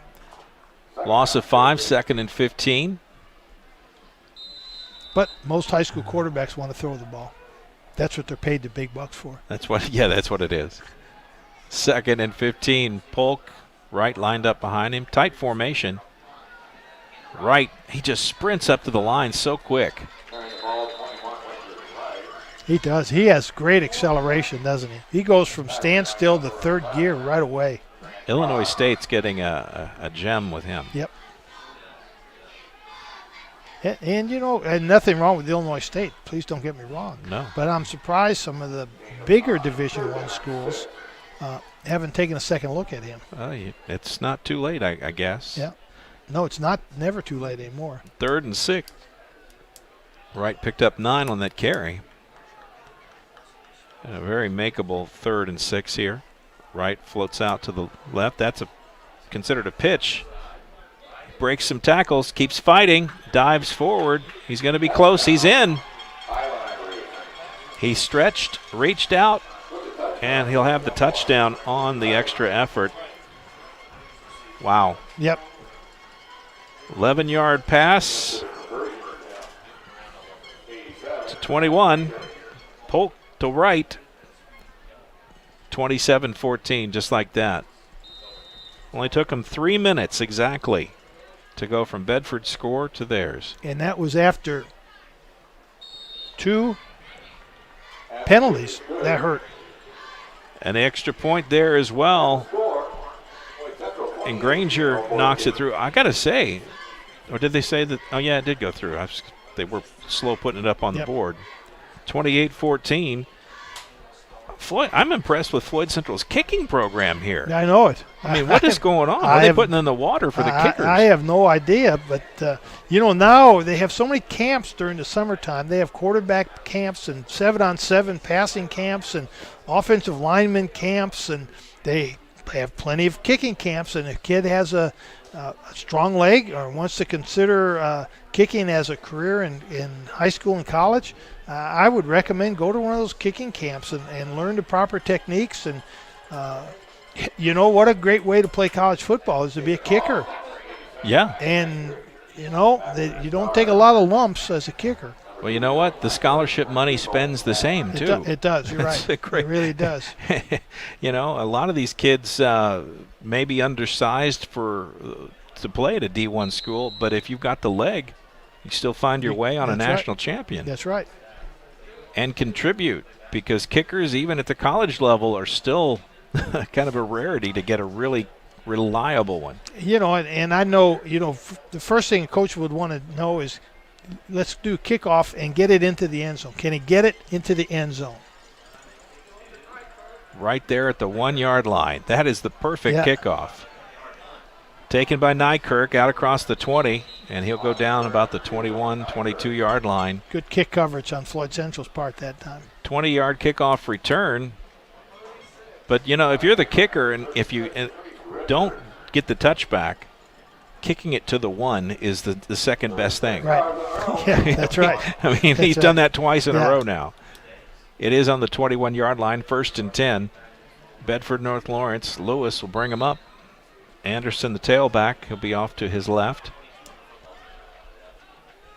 So it'll be interesting anyways to ask Max if he's gone to kicking camps during the summer, and I'll bet he has. I imagine he has. Lewis, quick pass out to the left side. Hughes again. Hughes picks up about 5. It'll be 2nd down and 5. That's his receiver of choice. It's a nice pitch and catch combo. It's worked well for them so far. Yeah. Floyd Central's corner's laying off on him. One thing I don't like is something that we've talked about in other games. We haven't seen it much this year, was the quarterback running to the sideline to get the the play, and Bedford's back to doing that, aren't they? Trace Richard had a shoe problem. They had to stop the clock momentarily for him to get that set. And now here we go, back to the play. Snap and a quick handoff, Anderson. Fumble. And a loose ball. Uh-oh. And it's going to be a Highlander ball. Now that's what they could ill afford as a turnover. Yeah. Well, let's see if Bedford's defense can come up with a big play now.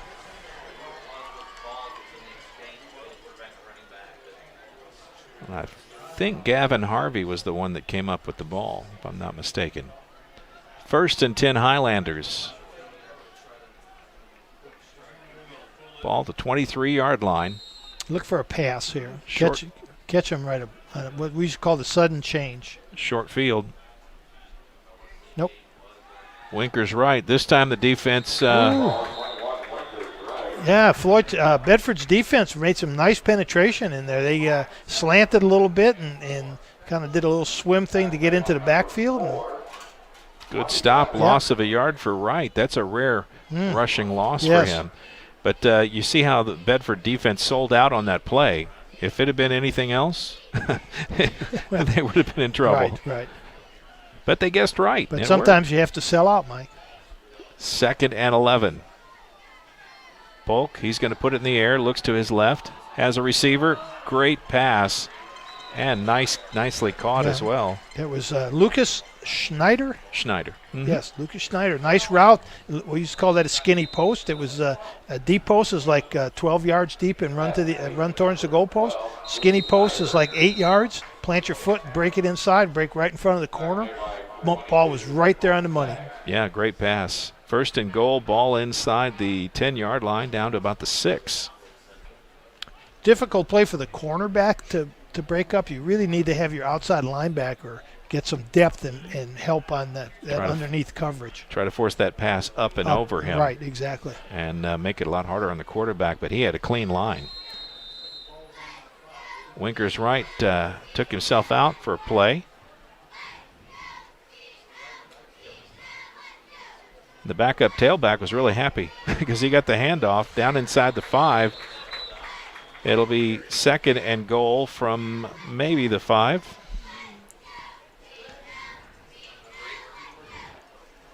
That's 37. Backup tailback is Andrew Spurgeon. And Andrew got playing time in an earlier game where Winker's right was injured and didn't play. And Spurgeon carried for like 200 yards in the game. So he's a quality runner himself. Yeah. Nice when you have that extra tool in the toolbox. Or two belt, too. Or could be two belt. Especially if you're Batman. It would be a belt. Second and goal from the 5. And Spurgeon goes to the left, trying to run behind Mikowski. He got close, but not quite enough. It'll be 3rd and goal. I'd find Mikowski and run behind him a lot. I'd just get in his pocket. Yeah, that's right. I would get right next to his debit card and say, just take me in, please. Yeah, watching him, he moves his feet well. He's a big guy. He looks good in his stance. He moves his feet well. He comes off the ball quickly. He's got some good pass blocking positioning. 3rd down and goal from about the 3-yard line, if my eyes don't deceive me. Straight ahead. Winker's right back in there, and they bottle him up. Nice defensive coverage that time. It was, and I don't know what. I was watching Mikulski on that play, and he had actually blocked his man out of the end zone. So, had they, I don't know where they ran the ball, but obviously it wasn't near him. Inside of that, that's for sure. And the first time out of the night comes with 40 seconds to go in the half. Floyd Central takes it. We'll take a quick break as well. Be back right after this. You're watching Glycod's coverage of Kentuckiana high school football. Hi, this is Sheriff Jamie Knoll of the Clark County Sheriff's Office reminding you to please buckle up, wear your seatbelts, and refrain from texting while you're behind the wheel. Your safety is our priority. Enjoy the game. This portion of tonight's game on Glycod is brought to you by W.M. Kelly in New Albany. Find out about a rewarding career by emailing info@wmkelly.com. And welcome back here. Mike Beck, Jim Kazmarek. About 40, they say 43 seconds, what they put up on the board again. They keep changing it. Our scorekeeper here, Ashton, she's going to have strong words for that scoreboard. Timeout taken by the Highlanders. So what's going on? Anything to add to this, Jim? Anything to add to what? Well, what just I'm talking watching? About, what we're watching here. Well, smart move by Floyd Central, call timeout. There's 40 seconds left. They, put another score in, and it's going to be tough for Bedford to make come. 28-14, I can still make a comeback. 35-14, it's getting more and more difficult. That's right. Yeah, Floyd Central will get the ball first in the second half. Surprised they're not trying to field goal, though, actually. 4th and goal from the 3. Winker's right, offset to the right. Play action, right, nope. He tries to get in there behind, stays on the ground, keeps fighting. Nope. And a late flag. Mikowski blocks his man out of the end zone, and they ding him on it. Did they ding him on it? They did. For what? Blocking too hard? Blocking him out of the end zone. Okay. So you get a penalty now for blocking too hard or too good. The idea of unsportsmanlike has really morphed in my lifetime, we'll say that.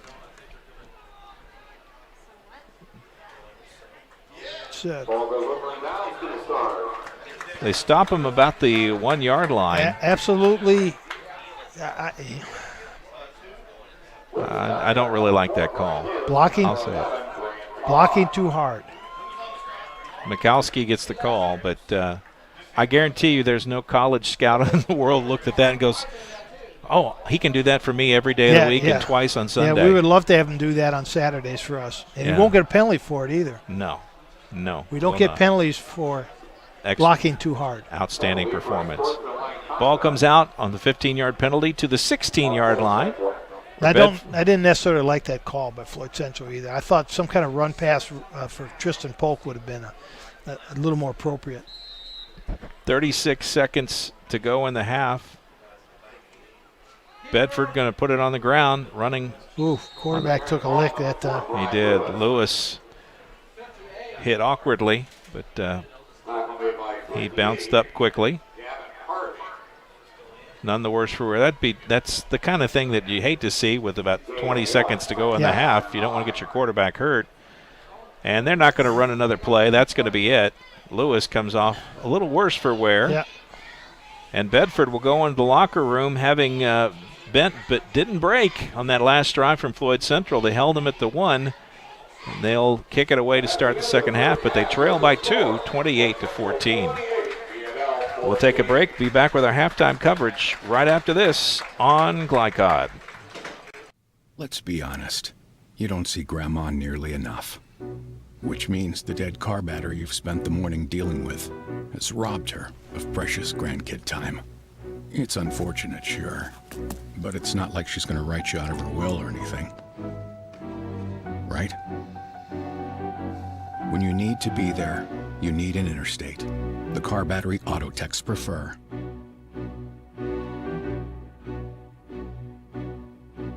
Dr. Carter's office, Annette speaking. How may I help you? From your very first call, the warm personal care from Dr. Todd Carter and his friendly staff at Carter Family Dentistry will put you at ease. Dr. Carter can take care of you and your family's dental needs, from gentle cleaning to complex procedures. Visit drtoddcarter.com to learn why generations put their trust in Dr. Carter for their dental health. Or to schedule an appointment, call Annette or Joyce at 812-944-5155. Located at 809 Mount Tabor Road in New Albany.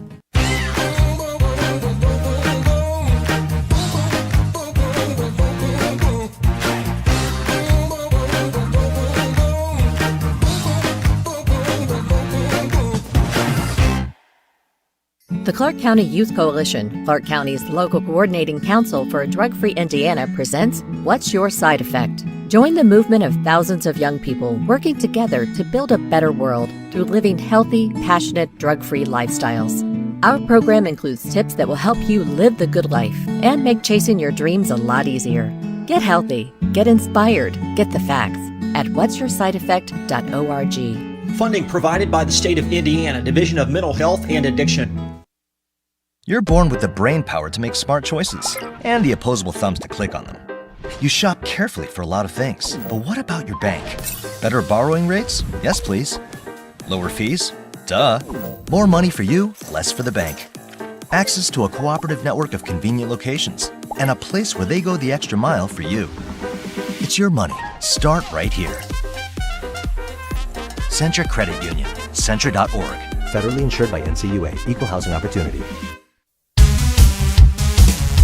Tonight's halftime report is brought to you by Centra Credit Union, centered around you. Find out about online banking and other services by visiting Centra.org.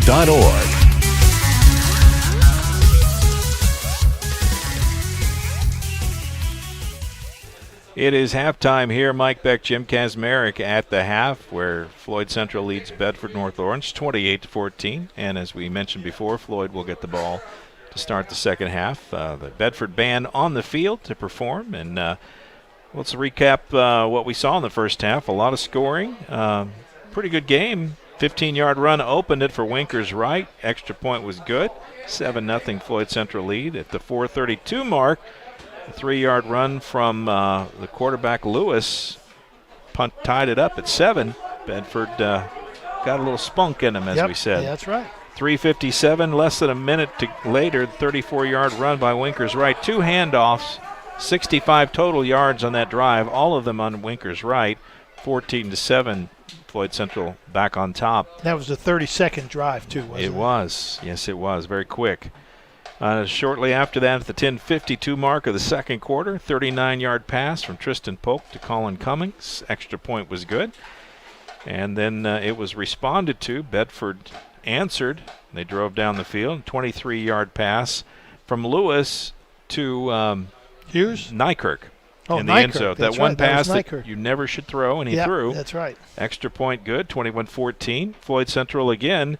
This time an 11-yard pass from Polk to Winkers Wright. Extra point good, 28-14. That's our scoring.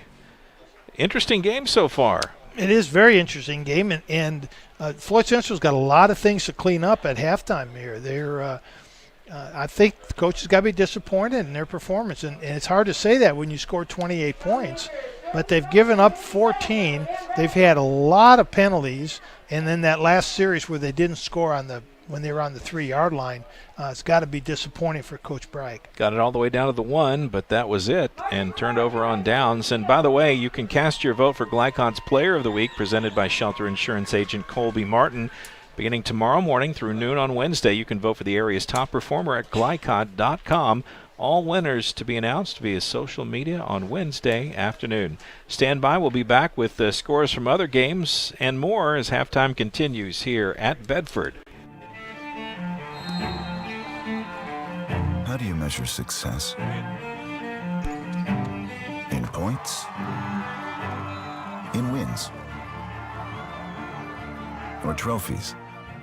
At Shelter Insurance, we measure success in the quality of our products and services, in how we support our communities, in being there when you need us most. We're your shield. We're your shelter. The only name you need to know for all your auto repair needs is Voinier's Auto and Truck Repair. Sure, our name might be hard to say, but we can fix everything no one else wants to fix. Big or small, we can do it all. Foreign or domestic, if it needs repair, Voinier's can handle the job. The only thing high-tech about us is what we do, and we're upfront with you and we'll do the job right. One thing we have to sell is our time, and we won't waste yours. Voinier's Auto and Truck Repair. Family-owned since 1981. Call us for all of your auto repair needs. The Clark County Youth Coalition, Clark County's local coordinating council for a drug-free Indiana, presents What's Your Side Effect? Join the movement of thousands of young people working together to build a better world through living healthy, passionate, drug-free lifestyles. Our program includes tips that will help you live the good life and make chasing your dreams a lot easier. Get healthy, get inspired, get the facts at what'syoursideeffect.org. Funding provided by the State of Indiana, Division of Mental Health and Addiction. Dubuque County Fair is about to get its face melted! Yeah! 1 second. I guess their faces are safe. Shut up, Jeff. Yeah, Jeff, shut up. Shut up, Jeff. I don't need your help. Just like what happened in Pittsburgh. Never mention Pittsburgh! When you need to be there, you need an Interstate, the car battery auto techs prefer. Come by Interstate Batteries, 1510 Production Road, Jeffersonville. You're watching Southern Indiana High School football from Glycod. Welcome back here, Mike Beck, Jim Kazmarek. It's a Disney halftime show, and they're going some of the classic Disney songs. Band's doing a fine job on the field. Football team not doing too bad on the field either. They're trailed by 14, but we imagined some scenarios where it could have been a lot worse than that, and they're playing above everything we expected tonight, so tip of the hat to them so far. Yeah, Bedford, their coach has got to be in. Coach Weber's got to be happy in the locker room telling his players, you guys have done everything you got to do, and we're still in this game. Remember what we said, if you can keep it close and win in the fourth quarter. Heck, that's all you can ask. Yeah, and that's what they're doing. High school football, unpredictable. How the ball bounces, always unpredictable. Let's look at the scoreboard, though. Check out some other games as scores starting to come into us. Gordon Central leads Clarksville 30-6. Salem over Charlestown nearing the half, 21-14. New Albany has answered. They trailed for a while, but now they're on top, 26-7 over Madison at the half. Milan and Providence closing in on halftime. Milan up 13-7 in that one. And the one a lot of folks wonder about, can Silver Creek beat Brownstown Central? Well, it's halftime. Silver Creek leads 28-7 in that one. So far, signs stay good if you got your Magic 8 ball out. And, Coach Reed May at Brownstown is not going to go down without a fight. And I'm telling you that that game is not over with yet. No, don't count out Brownstown, even even with the last minute or two to go. Right. Anything can happen. So that's kind of a look around the area. We'll take a break and come back with our halftime adjustments after this on Glycod. Hey, who are you? Oh, hey, Jeff, I'm a car thief. What? I'm here to steal your car because, well, that's my job. What? What? What? What? What? What? What? It happens. And if you got cut rate car insurance, paying for this could feel like getting robbed twice. So get Allstate. And be better protected from mayhem. Like me. Call Jeffersonville Allstate agent Packy Page today at 812-282-2970. Subject to terms, conditions, and coverage selected. A proud supporter of the Providence Pioneers and Southern Indiana High School athletics, Mack Construction is a second-generation company that provides quality workmanship in heavy civil construction, asphalt, and streetscape while maintaining focus on worksite safety and productivity. Put Mack Construction's nearly 40 years of award-winning service to work for your project. For more information, visit mackconstruction.com. Mack Construction. Experience. Reputation. Solutions. I was at practice one day, kind of made a cut through the lane, and I noticed that I landed on my knee a little weird. I saw my trainer here at school, and they highly recommended that I go to priority radiology. Any athlete, when you do go down with an injury, the first thing you think about is just how long that you're going to be out. Going to priority radiology, where I could get my results back quickly, made a big difference because I wasn't left waiting for weeks before I could even start a treatment. I was able to get what I needed right away. This second shift, this old pair of pants, this staycation, this brown bag lunch. At American Family Insurance, we understand what it takes to make your new kitchen, that new car, or your new house a reality. It's the same as it takes to protect it, to protect your new life, your future, your dreams. Yes, I'm a dreamer. Dr. Carter's office, Annette speaking. How may I help you? From your very first call, the warm personal care from Dr. Todd Carter and his friendly staff at Carter Family Dentistry will put you at ease. Dr. Carter can take care of you and your family's dental needs, from gentle cleaning to complex procedures. Visit drtoddcarter.com to learn why generations put their trust in Dr. Carter for their dental health. Or to schedule an appointment, call Annette or Joyce at 812-944-5155.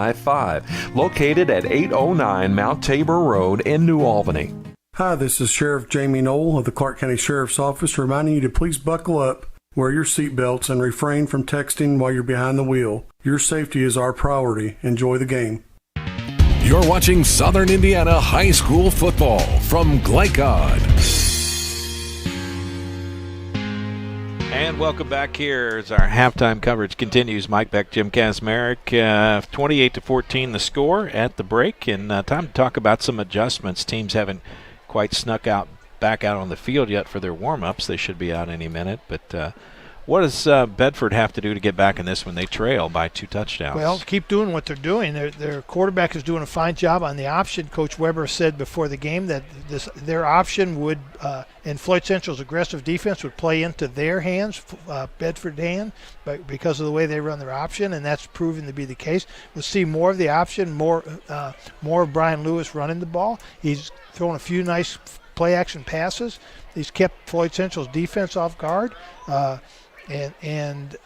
So, that's the only adjustment I would make is just keep doing what we're doing. We're doing a fine job. Defensively, excuse me, gang up on the line of scrimmage.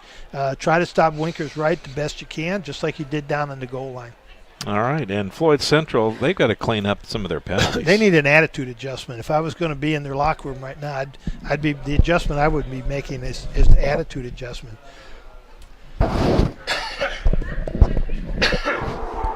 Yeah, they seem to be a little, I don't know what the word is, just not totally focused or something. And just too many mistakes, too many bad plays, too many mistakes.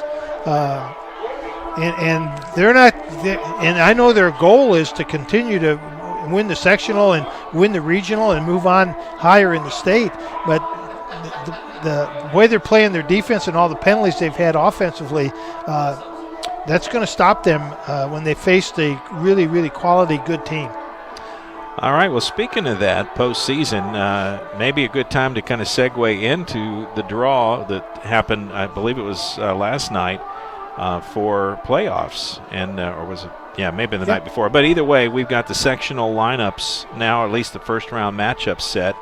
And we'll start with the 2A, Section 39. Mitchell opens at Eastern Pekin. Providence gets a draw, and they play Union County. That's probably a favorable draw for them. Providence, Union County's 3-3. But looking at this, Union County might be the third best team in this sectional. Paoli plays at Clarksville. Paoli's 5-1, and I think they've got a pretty good squad. They do.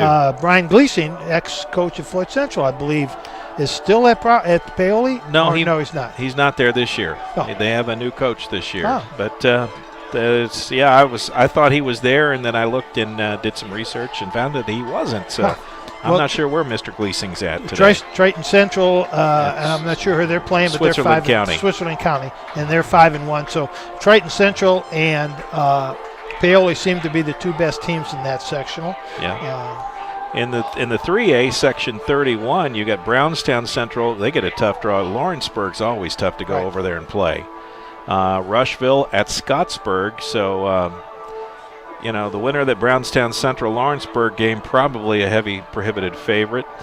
Franklin County at Batesville and Greensburg at Charlestown. So hard to say there. A lot of those schools don't play each other in the regular season. So that kind of tells us some things that we'll talk about. In the 4A section, 23, South Dearborn at Greenwood, Jennings County at Martinsville. Then you have East Central at Silver Creek, and that is a tough draw. Mooresville at Madison. If Silver Creek could somehow find a way to knock off East Central, you would think that they would have a good chance to win that sectional. Well, if they could knock off East Central, I think they would have a pretty good way all the way into the semi-state. Yes. Because you're not going to get another team in this area in southern Indiana in that 3A or 4A classification that's going to be as good as East Central. Yeah. And then the one sectional in the 5A that we have the information on, Jeffersonville, as you talked about in our pregame, gets Floyd Central on the road at Floyd Central, third time this season. I don't know that that's ever happened before. Not that I know of. That's crazy, actually. It's tough to beat a team twice in a season. I've run across that several times.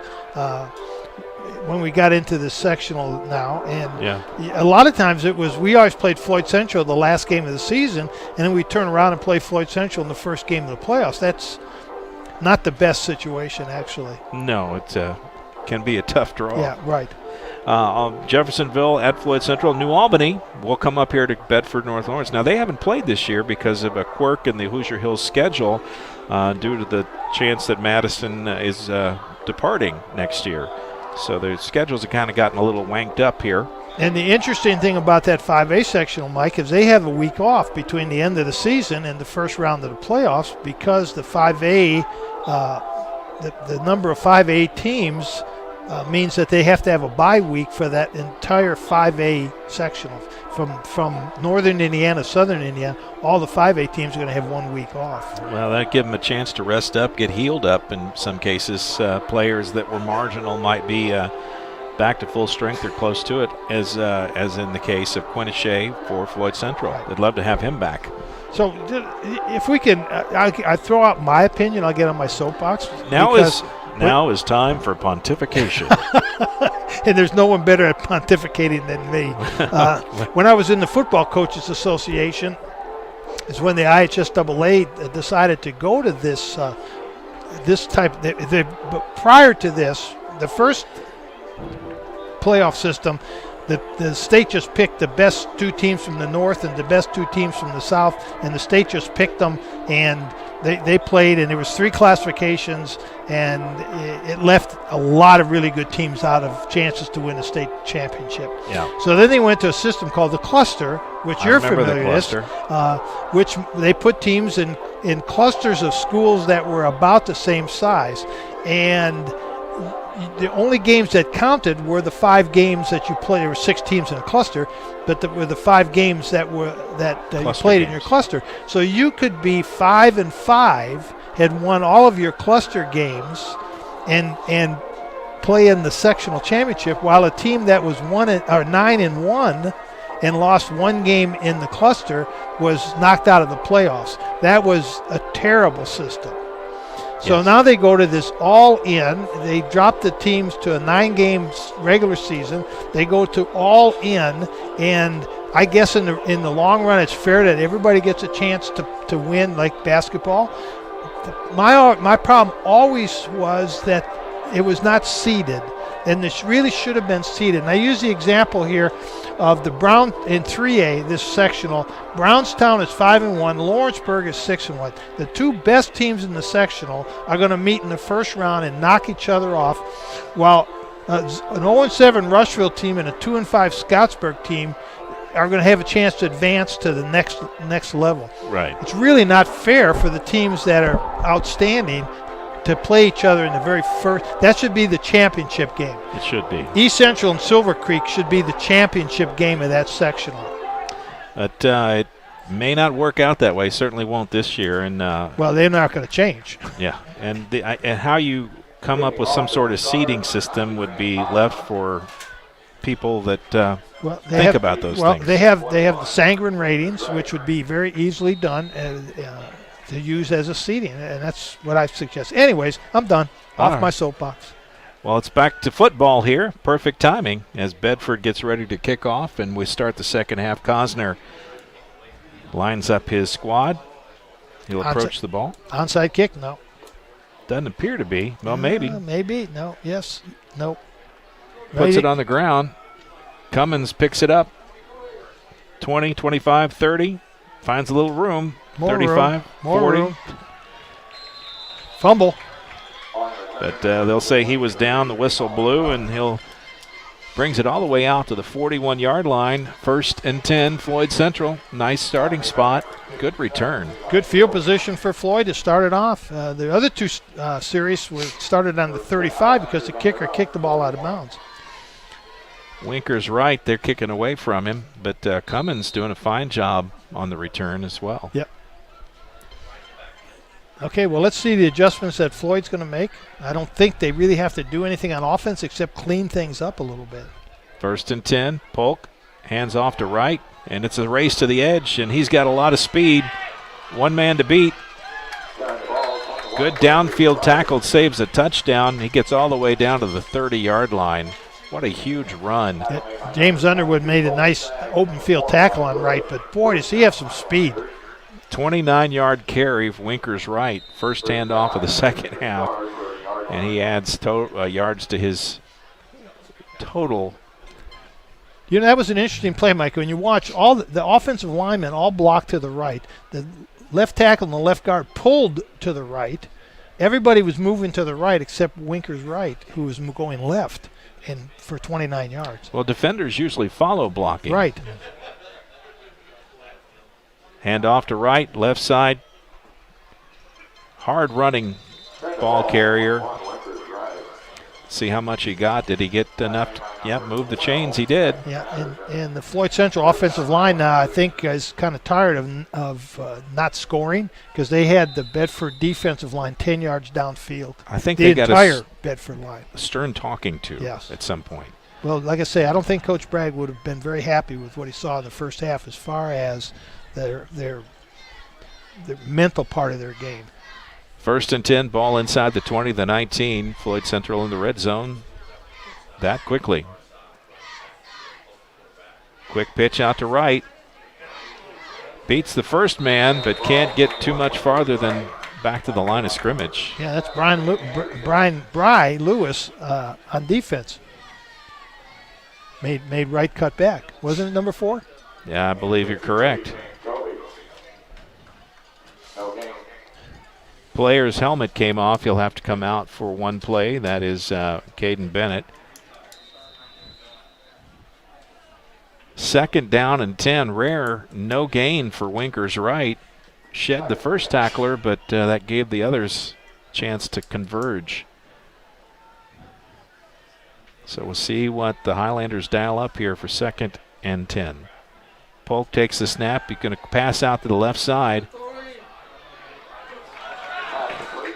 Nice tackle. But a nice gain, too. Eli Branham picks it up, picks up about 5. It'll be 3rd and 5. But good defensive stop that time. That's what, we go back to that quick screen, hit that second receiver. He's got 2 blockers downfield. Easy pitch and catch, actually. Say he only got 4 on that, so it'll be 3rd and 6. They bring him up to the line. Polk waits for the snap, right to his right. Handoff, Winkers right. Nice dodging. Oh, he's not only fast, he's evasive too, isn't he? And he's in for the touchdown. A 16-yard carry. You think he's tackled, and he just ends up somehow seeing those arms fly up at the end. And that was the exact same play that they opened the second half with, where right at 29 yards, so he got 16 on that. And again, they block. Everybody's blocking to the right, and right goes to the left. Yeah. Winkers right does it almost entirely on his own that time. Snap, hold, and kick. Floyd Central's got the kicking game rocking, and they get to use it a lot because they've scored again, 35-14.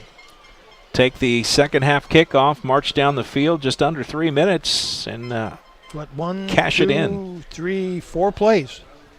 5 plays. Nice look from the Highlanders that time. 5 plays, and that's what Coach Bragg, I'm sure, wanted to see. I don't want to see any penalties. I don't want to see any bad plays. I don't want to see anybody make any mistakes. I don't want to see somebody blocking somebody out of the end zone. I just want to see us run our plays and run them well. We need to clean this up. And clean it up they have.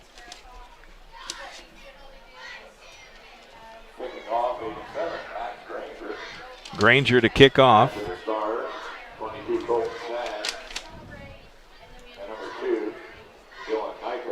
Dylan Nykirk deep, along with Colton Staggs for Bedford. Underwood had a couple of returns early, but they've replaced him with Staggs now. Colton Staggs, sophomore, 5'10", 155 pounds. Let's see if Granger can put it in the end zone. There's the kick. This one a little shorter, a lot shorter, taken at the 15 by Staggs. Bounced out of his hands, back into his hands. And he'll run it out to about the 28, maybe the 29. Not a bad return. Not the kick we've become accustomed to from Granger. No, that was surprising. I'd call that an average high school kickoff. That's right. That's right. I would too. They'll put it down at, say they start at the 29, so 1st and 10. Interesting how our expectations go when we see a young player like that do so well.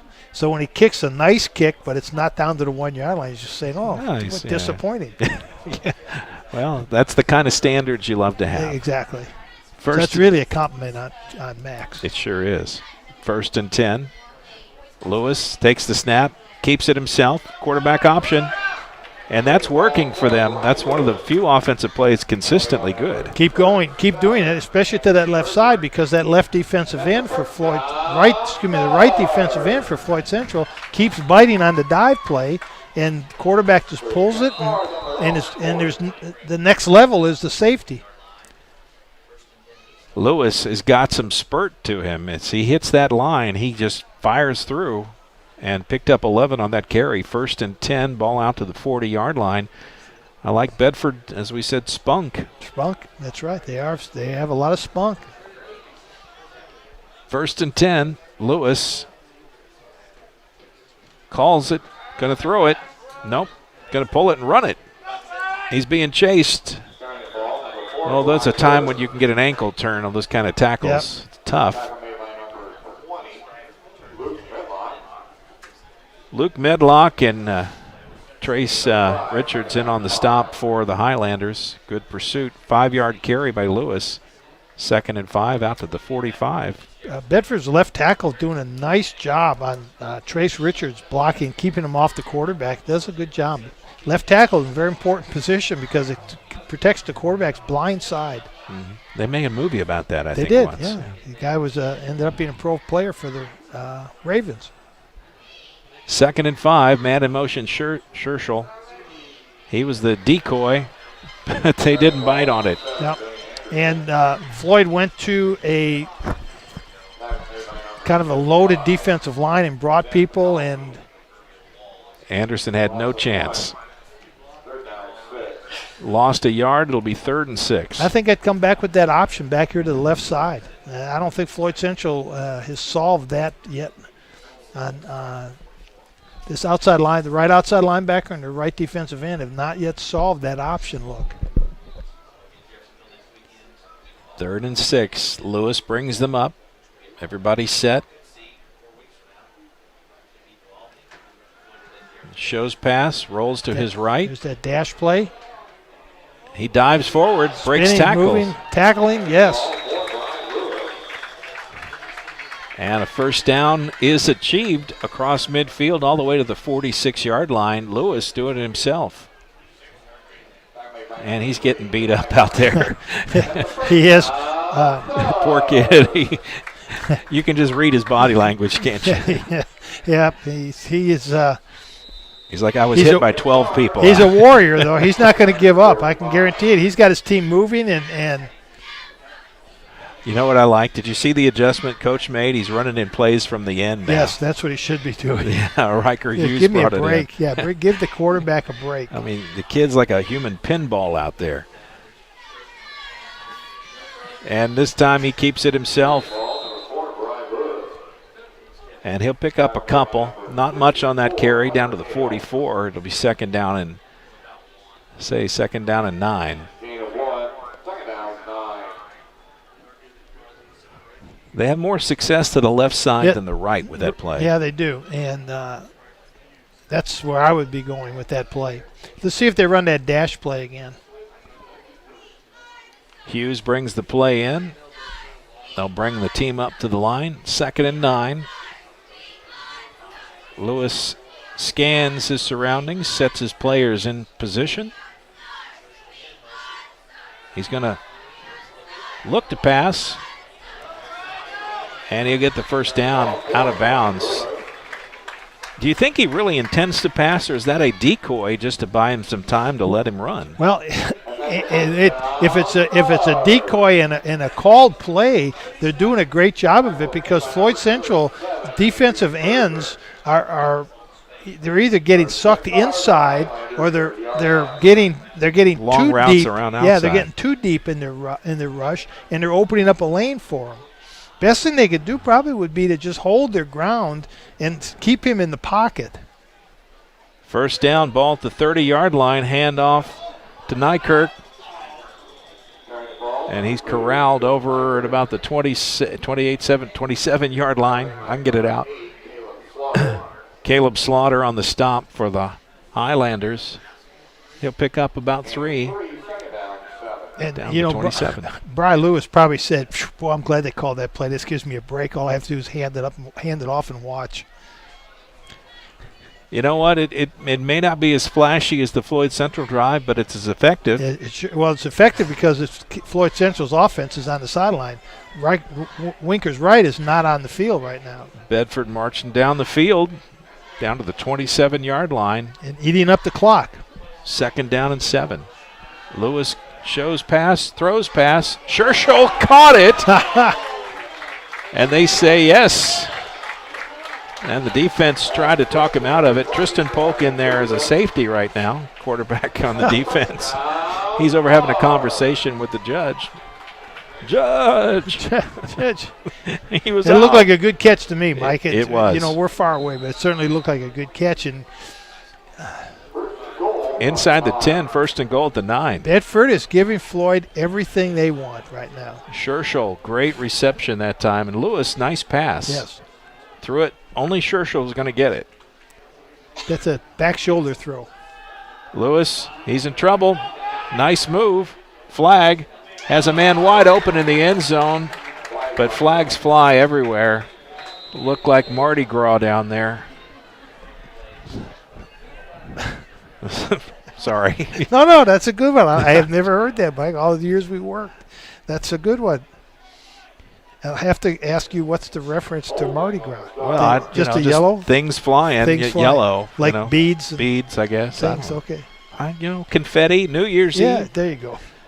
We haven't had any holidays this year. I mean, You're right. This has been 2020. Everything's canceled. Yeah, that's right. It's unfortunate because that was a touchdown. There was a receiver wide open in the end zone. Ball back to the 20. And right now, I'd take a good bar mitzvah. I'm just ready to celebrate something here. Yeah. So it's 1st and goal from the 20. Well, crazier things have happened. We'll see what they can dial up here. They had a man wide open in the end zone last play. Can Lewis do it again? He's going to try. Offense and passing formation. Now Anderson comes back, fakes the handoff. Quick option. Scherschel gets the pitch. He got nowhere to go. Yeah, that's way too long. Yeah, that's not that. Floyd Central did a really nice job of stringing that play out, and it really plays into Floyd Central's strength. Well, when it's worked for Bedford, it's been because it's been fast. Right. But anything you can time with a sundial, not working so well. No. That one was kind of slow.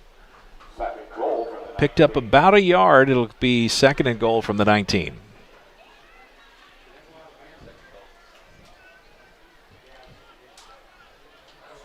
But you got to give Bedford credit here. They're keeping their offense on the field, and they've chewed up quite a bit in 6 minutes of this quarter. Let's see, dash left. Come on.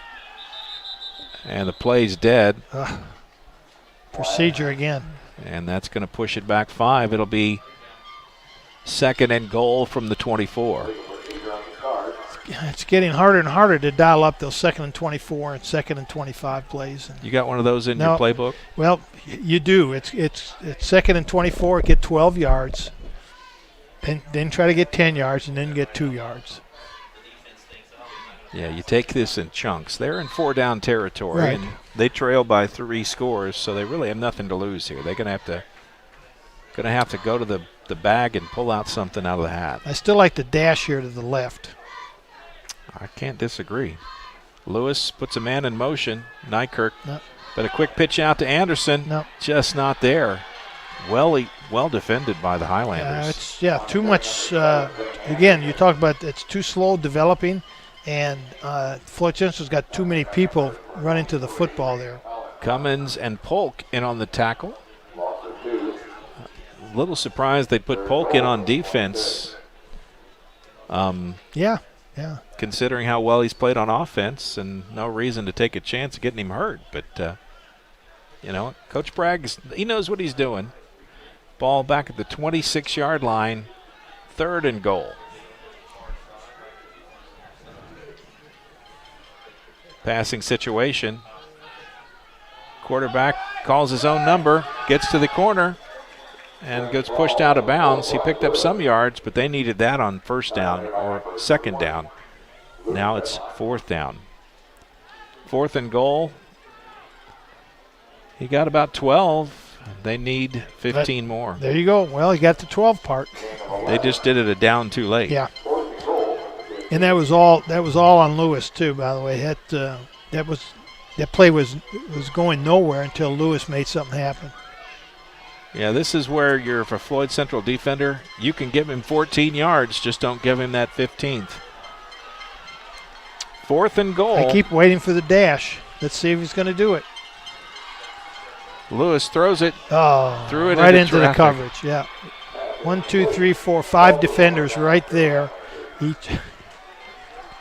Cummins broke it up, but really nowhere to go. He's much more effective. He's effective when he's running that isolation option where he just follows behind the tailback or the running back. Yep. But he's also more effective when he's passing on the run because he's so evasive, and he's got some quicks, and he's got a nice arm. So that's why I was surprised they didn't run those sprint out or dash passes or whatever you want to call them. Highlanders take over on downs. 1st and 10 ball to 15-yard line. Polk waits for the snap, hands it to Winkers right. Right breaks through, pulls out of 1 tackle, runs over a 2nd, and picks up 15 on the carry. Make it 16 out to the 31-yard line. 1st and 10. Wow. Really impressed with this young man. Yep. He's come a long way in a couple of years. Boy, he has. But I think we saw him. This was the first game he played a couple of years ago when we were over here. And like we said, we had a hard time just figuring out what his name was. Yeah, that's true. And we thought, wow, this kid's really got something going. He's a good player. Nobody questions his name now. No. He had some nice stories about him in the newspaper in the past couple of years, too. Yeah. Very nice. I know his parents. 1st and 10, Polk looks downfield, takes his time, connects with a receiver. Branham gets it, beats the defender, and runs out of bounds near midfield.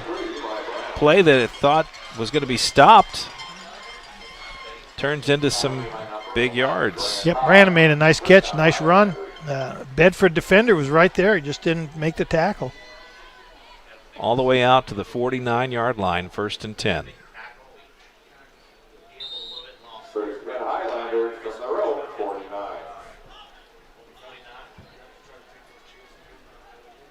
Highlander offense really clicking here tonight. They've shown a lot of brilliance. Polk takes the snap, hands it to Wright. Wright this time nowhere to go. Very good tackle. Luke Allender. He'll put that in his scrapbook. He will. That's a nice open field tackle against an outstanding player. Comes up from his safety position to make a 2-yard loss. Yep. Allender, he did something special there because Wright is not a guy you get by an ankle tackle often. Good tackle, though. Wright's really almost more effective running between the tackles than he is outside. And that's not anything against him. It's just the way Floyd Central's offense is. 2nd and 12. Polk throws downfield. Oh, he's got the arm, and he's got the connection. Look at that. That was impressive. Pass to Luke Medlock. Wow. And he's got that, Tristan's got that little bit of a shoulder fake, a little pump fake that freezes everybody, throws that corner, and Medlock just ran right past him. Wow.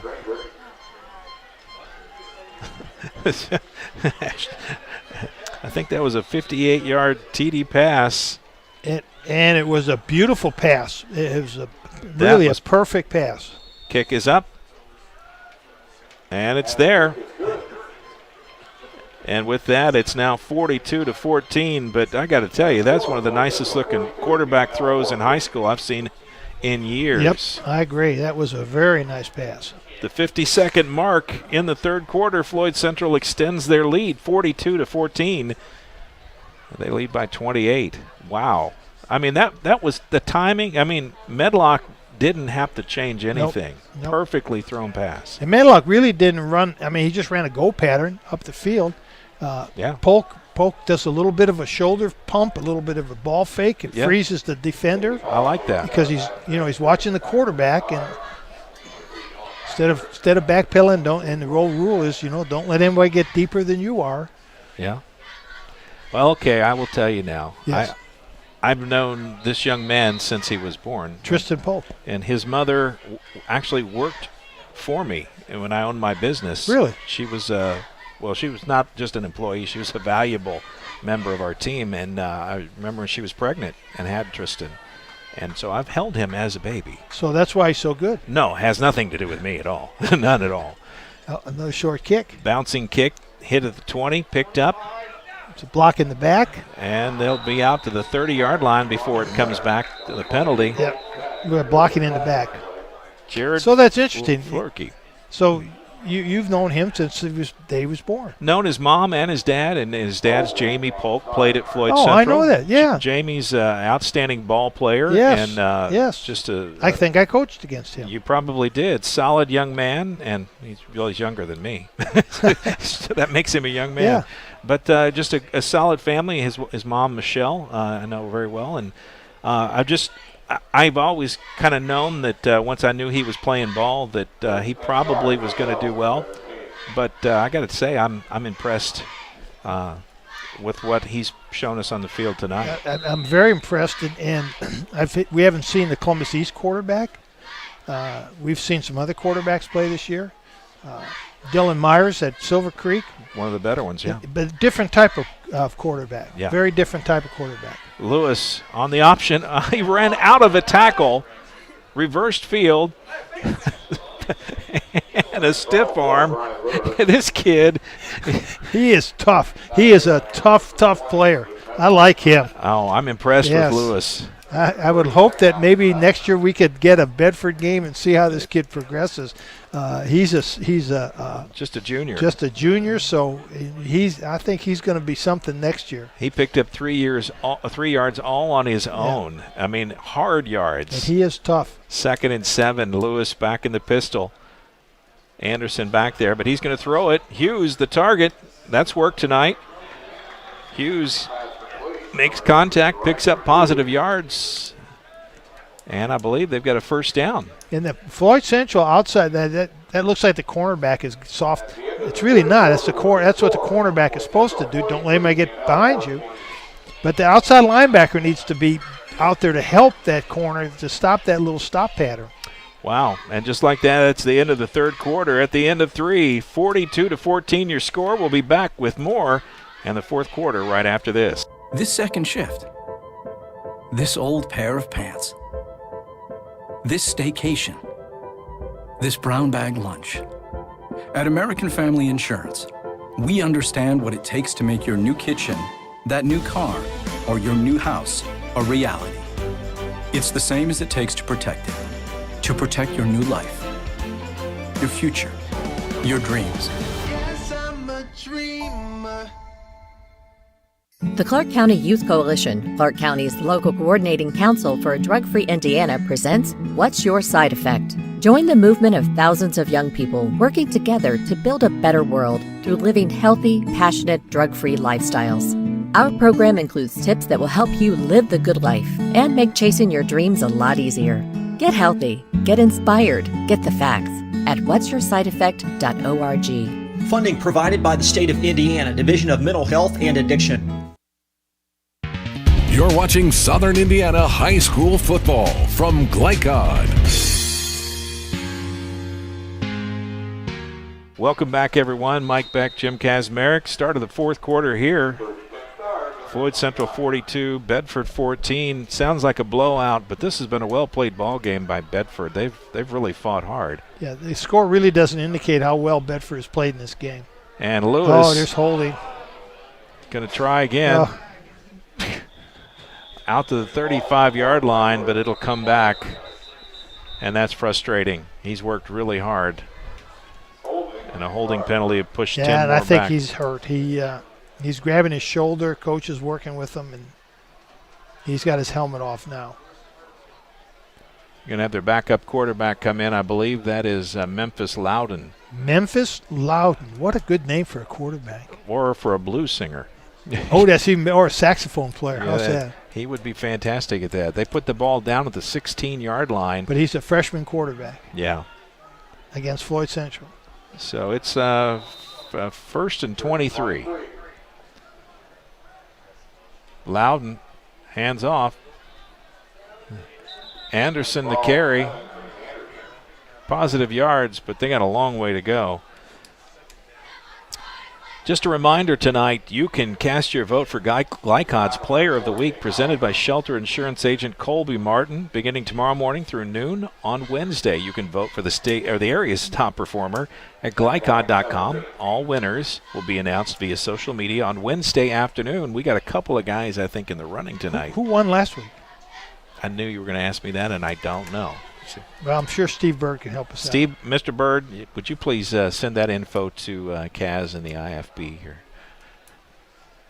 Loudon going to put it in the air, connected with Anderson. Oh. Breaks tackles. Still keeps breaking fighting. tackles. Still fighting. That is just heart on display by Zane Anderson out to the 36-yard line, and they've got a makeable third down here. And that has got to upset Coach Bragg, because that was just poor tackling and poor defensive play on Floyd Central's part. He has got it. He's got to be upset about that. They went from 1st and 23 to 3rd and 3, Jim. That's pretty impressive for high school. And a freshman quarterback. And a handoff to Scherschel. He's going to have the first down, and they keep the drive alive. Out to the 44, and we're going to have a late hit on Floyd Central. No, I think it's going to be on Bedford. No, I think it's on Bedford. Well, we'll see, because he had a first down. And he really, it was well after the play, and the Bedford player just ran into a Floyd Central player's back. Let's see what they call. Personal foul against Bedford.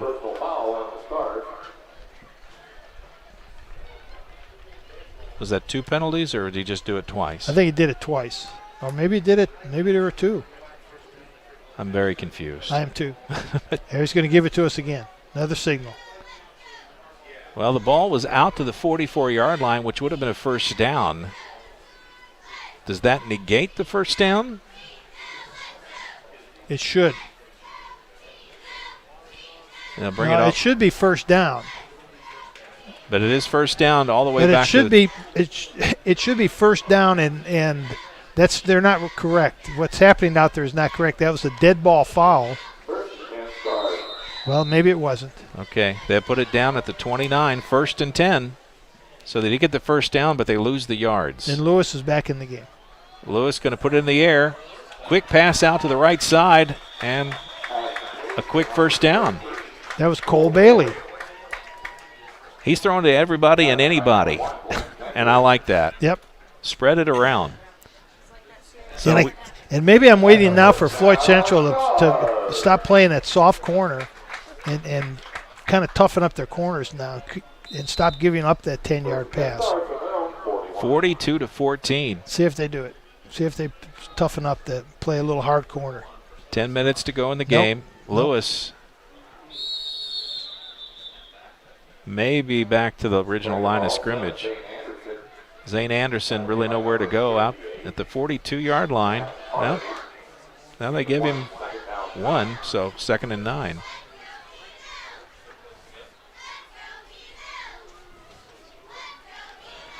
I didn't think he had anything on that carry, but Bedford's earned some tough yards, and Lewis Lewis. Yeah, he has earned a lot of tough yards. Lewis looking for an open receiver, pulls it down.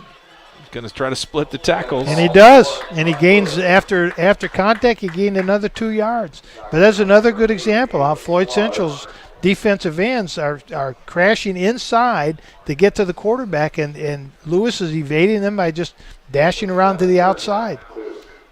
Had to bring up a 3rd and 2 all the way out to the 49-yard line. They got to get to the 49 of the other side of midfield, but Bry Lewis, you talk about a young man putting his team on his back and doing everything he can to bring the win. He'll have no shame no matter how this one ends up. There's the snap. Lewis puts it in the air, this time low.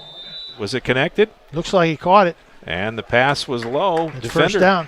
Defender had no chance at that. Yep. All he needed was 2, and he got it. Yeah, and he gets rid of the ball very quickly. It's a snap. Gets the ball in his hands. He cocks. He throws.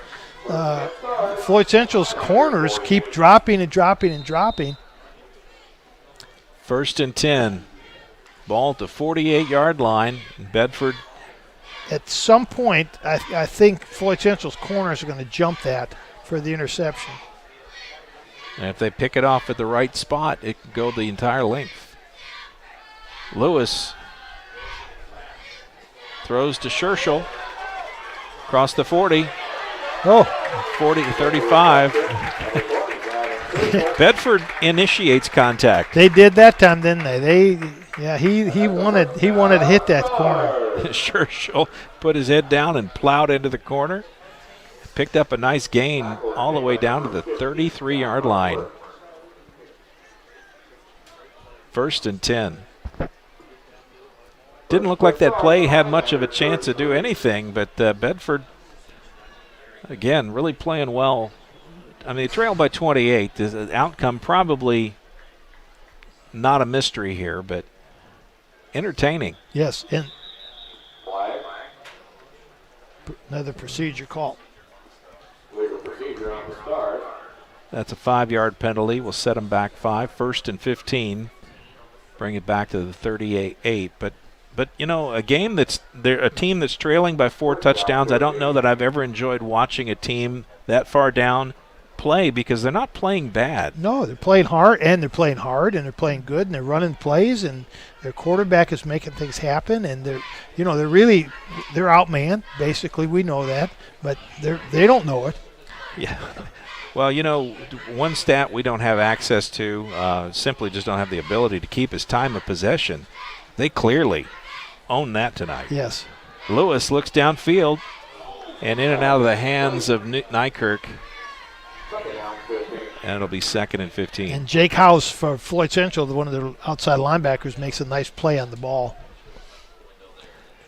Yeah, they were looking for that one.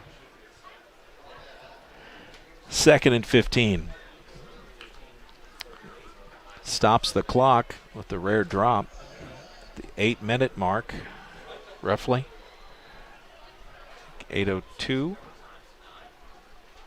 Lewis. Nykirk behind him. Fakes to Nykirk. Lewis keeps it himself. Fights ahead to the 35-yard line. That was a good. I'm sure you saw what I saw. The left defensive end for Floyd Central just crashed as hard as he could to tackle the running back. I don't understand that. But the running back doesn't have the ball because the quarterback pulls it because the quarterback's watching him. Yeah, I know. And as soon as the quarterback sees that guy crash inside, he just pulls the ball and turns upfield, and there's nobody on the quarterback. And I was a defensive end my junior year, and the one thing I knew was that guy that would take the handoff inside, there was a linebacker. That was his job. The defensive tackle and the linebacker have that guy. Lewis drops back, looks downfield, has force to his right, back to the left. He's still running. Oh! That kid is keeping plays alive with his feet. He is.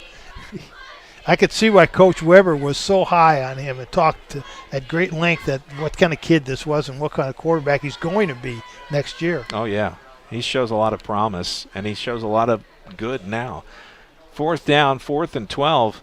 But saying, as I was a defensive end, my job was if that quarterback comes at you, that's your one chance to just drill him. You have the quarterback. Take him. Yeah, and if they want to run the option and the quarterback doesn't have it, you can still tackle him. You can still grab him. You can still hold him. Yeah, you initiate contact. Yeah, because he is still a runner. You know, I mean, that's what you love about defense. Right. You know, if you're going to be in there, I want to hit that quarterback as many times. I want him to remember me. And if teams are running the option, the quarterback is fair game. He's a running back. But everybody has to be disciplined to take their man. And you have to practice that. I mean, it's not just natural. The natural instinct is I see the ball. I see the man. Go tackle the man with the ball. Oh. Yeah. And that's the natural instinct of defensive players. Tackle the man with the ball. Don't do it. No, because you have to hold your ground, step inside, keep your shoulders square, step inside, look at the play. It's the option. I see the quarterback handing him the ball, but I have to be disciplined enough not to attack that play. Let the defensive tackle and the middle linebacker take that play. I've got the quarterback. And somebody else has got the pitch man. There's somebody behind me, outside linebacker, a corner, sometimes even a safety coming up that takes the pitch man. You're right, and the one thing we should say, in fairness to the Floyd Central defensive ends, they may have been taught something different. It's possible. Right. They keep doing it over and over again, so I'm sure that's exactly what they're doing. 4th and 12, timeout was taken by Bedford. They wanted to try to get this right. Lewis looking for something and just run out of room. And you know what, Mike? I really thought he was going to make it. After watching him the whole game, I thought for sure he was going to make that play. Turnover on downs. Ball stopped at the 31-yard line, well short of the down marker. And Floyd Central will take it over, but heck of a drive by the Stars. Right. And I don't mean – I'm not on Floyd Central's coaching staff, so I don't go to their practice. I don't see what they're doing. Right. I'm just saying, as an observer watching this and I know how we taught defense against the option. Right. And if you want to stop that play that they keep running so well, that's how you do it. Yeah. 1st and 10. High snap. Handoff. Spurgeon on the carry. Yeah, and they've taken Wright out of the game, and rightfully so. Save him for next week and the week after and the week after that. Picked up a couple. 2nd down and 8. Spurgeon's not, he's not Winker's right. Let's don't confuse anyone. But he's not a huge drop-off. No. You trade off, you not lose much. Tight formation. You think they'll run that way or the other direction? No, they'll pass that way. Quick pass, Tristan Polk. Cummins. I believe that was Cummins. That was. He just put his head down and ran as fast as he could and just waited for someone to hit him, and no one did. Yeah, well, keep going. Cross midfield to the 49-yard line, 1st and 10, Floyd Central.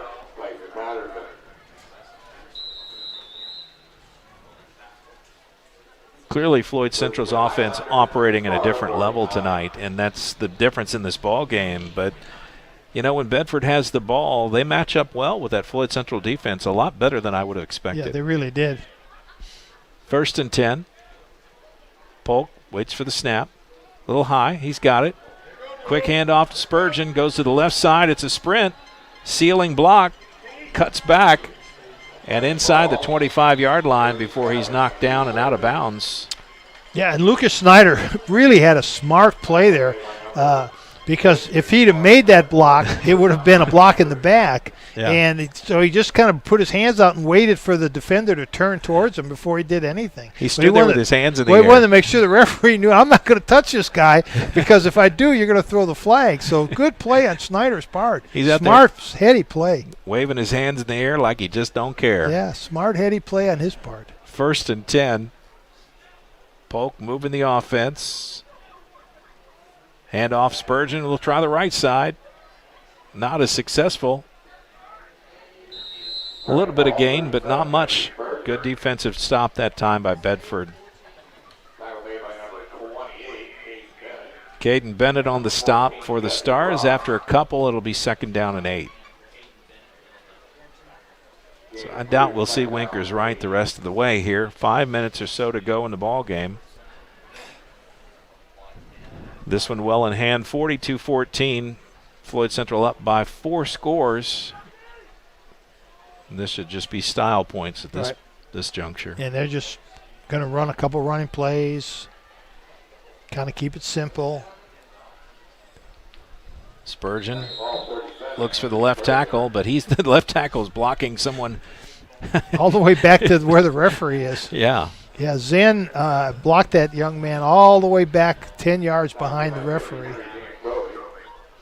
Yeah, he's got, if his life pattern continues a year from now, he'll be up in Columbus, Ohio. Well, and he's been taken out. Good for him. He had a fine game, and like I say, I was impressed watching him play as an old offensive line coach, an old offensive lineman. I liked watching him play. I liked the way he got in his stance. I liked the way he came off the ball. I liked the way he moved his feet. Everything. Encroachment by the defense. Yeah, everything you're looking for in a lineman, he's doing it. He's well coached. Like I say, he's pass blocking as well. When you watch offensive line play, what you try to watch are the kids' feet. Can they move their feet? If some of them, it's like their feet are stuck in concrete, so they don't move them. They just lean on people.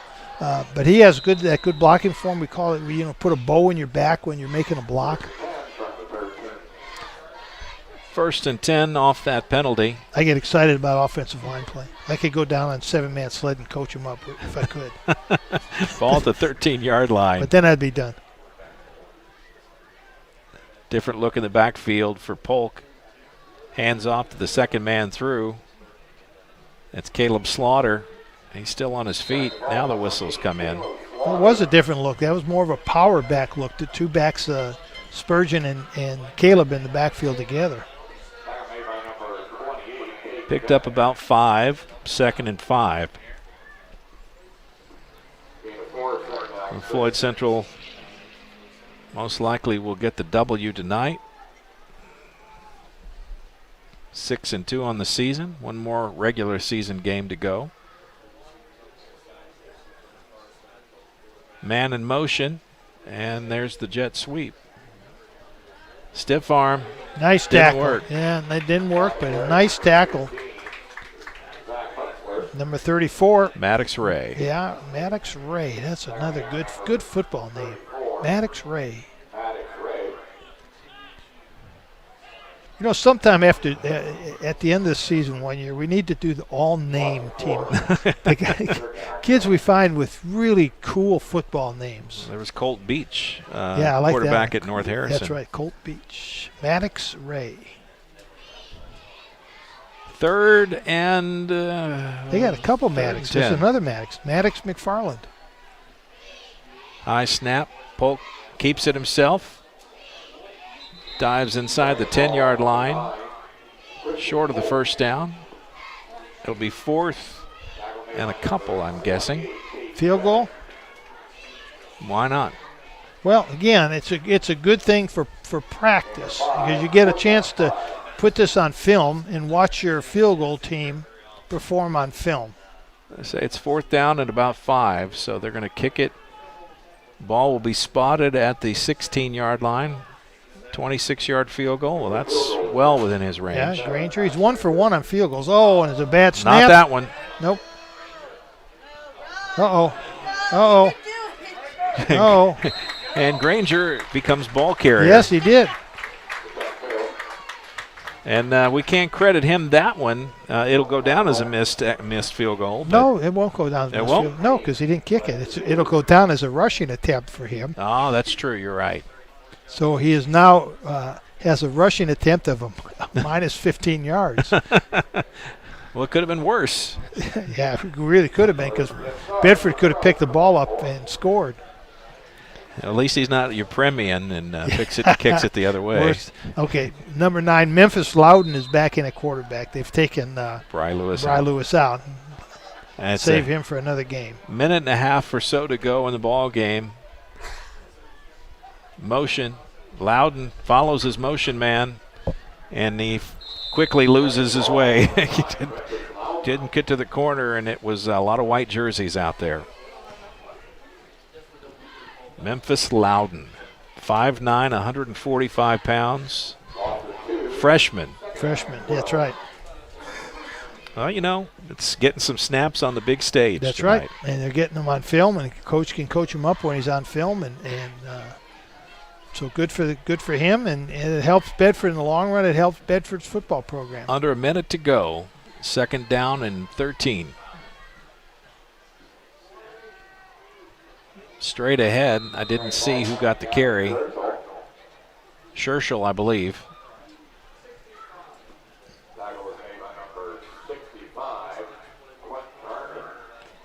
Quentin Garner on the tackle. Quentin Garner. Scherschel on the carry. He picks up about 5. They're going to say it's 3rd down and 8.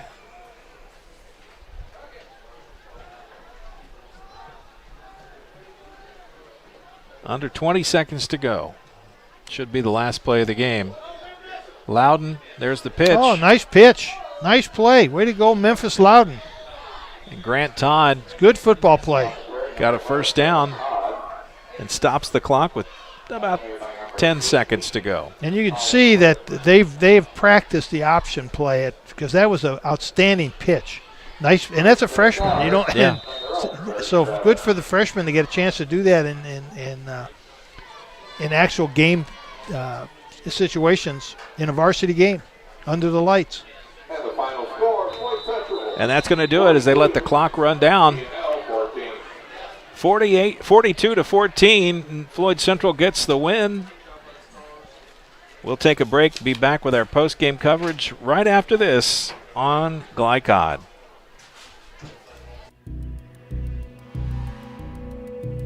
In one fell swoop, one innocent city will be left with one burning question. What? No. When you need to be there, you need an Interstate, the car battery auto techs prefer.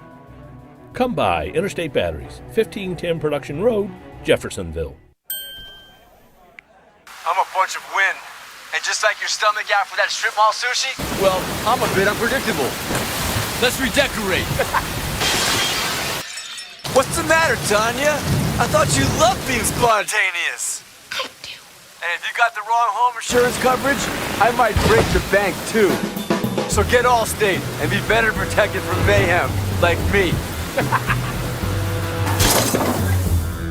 Call Jeffersonville Allstate agent Packy Page today at 812-282-2970. Subject to terms, conditions, and coverage selected.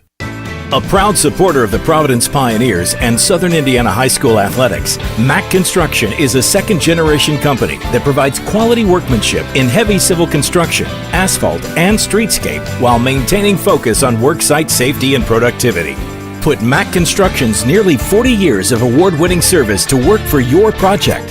For more information, visit mackconstruction.com. Mack Construction, Experience, reputation, solutions.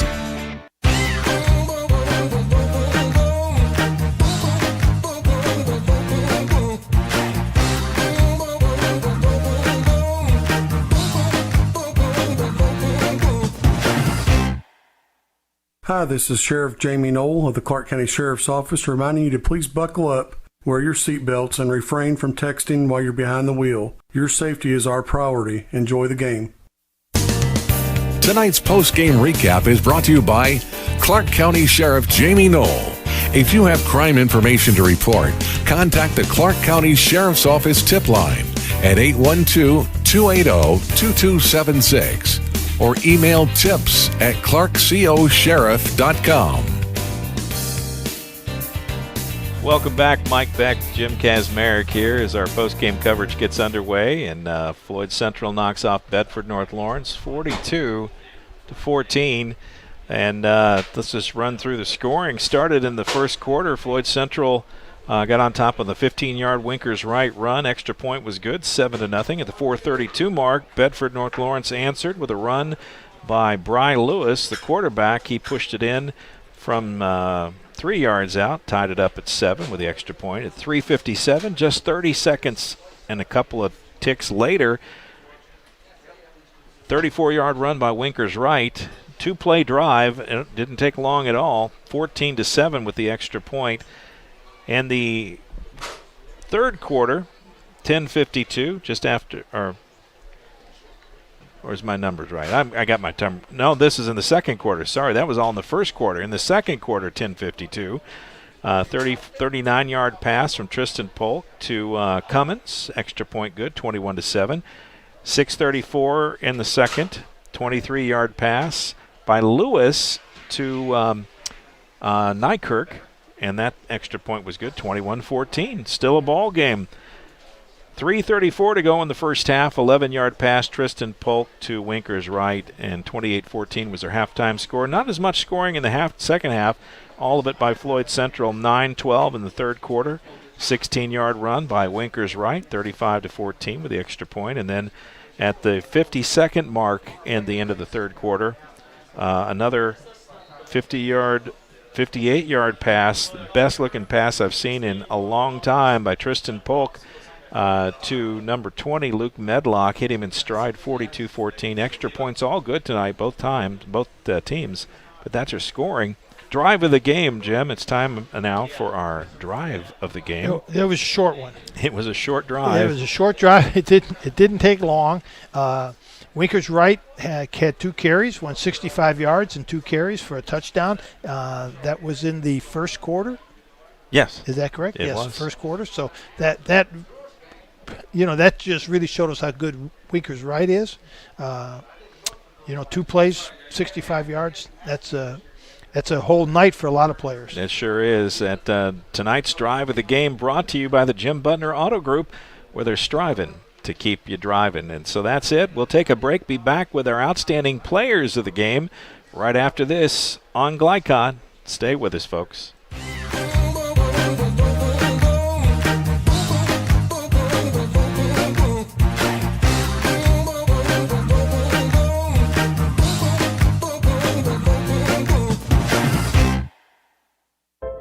This second shift. This old pair of pants. This staycation. This brown bag lunch.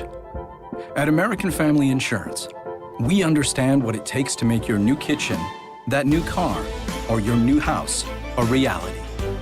It's the same as it takes to protect it. To protect your new life, your future, your dreams. Yes, I'm a dreamer. The only name you need to know for all your auto repair needs is Voyner's Auto and Truck Repair. Sure, our name might be hard to say, but we can fix everything no one else wants to fix. Big or small, we can do it all. Foreign or domestic, if it needs repair, Voyner's can handle the job. The only thing high-tech about us is what we do, and we're upfront with you and we'll do the job right. One thing we have to sell is our time, and we won't waste yours. Voyner's Auto and Truck Repair. Family-owned since 1981. Call us for all of your auto repair needs. Hey, who are you? Oh, hey, Jeff, I'm a car thief. What? I'm here to steal your car because, well, That's my job. What? What? What? What? What? What? What? It happens. And if you got cut rate car insurance, paying for this could feel like getting robbed twice. So get Allstate. I'd be better protected from mayhem. Like me. Call Jeffersonville Allstate agent Packy Page today at 812-282-2970. Subject to terms, conditions, and coverage selected. Looking for new ways to connect with your customer? Did you know that local grassroots marketing is the most effective? For a successful economic approach, email info@glycod.com or call 502-551-5027. You're watching Southern Indiana High School football from Glycod.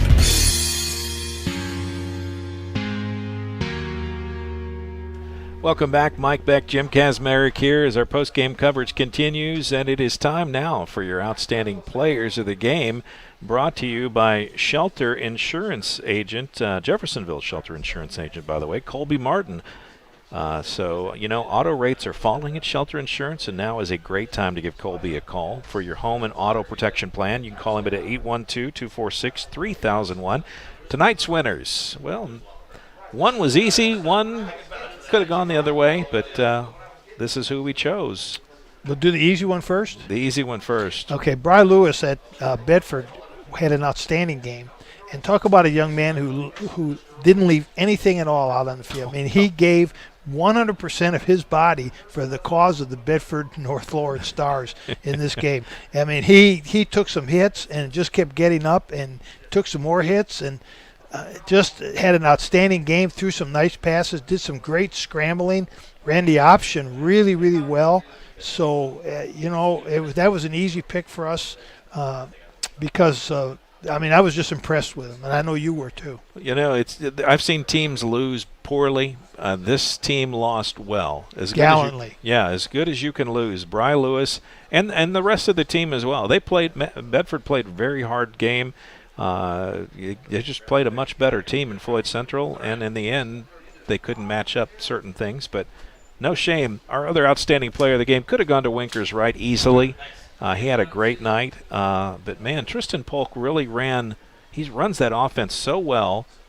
Makes wise choices, and that pass, I'm telling you, that's not an easy pass to throw and hit that in stride as he did. No, and he overthrew one pass, but the pass was perfect. I mean, it was a beautiful spiral, perfect pass. The receiver just, like you said, if Quiddashay had been running that pattern, he probably would have completed it. Right. The other passes he completed were great. He ran their offense perfectly.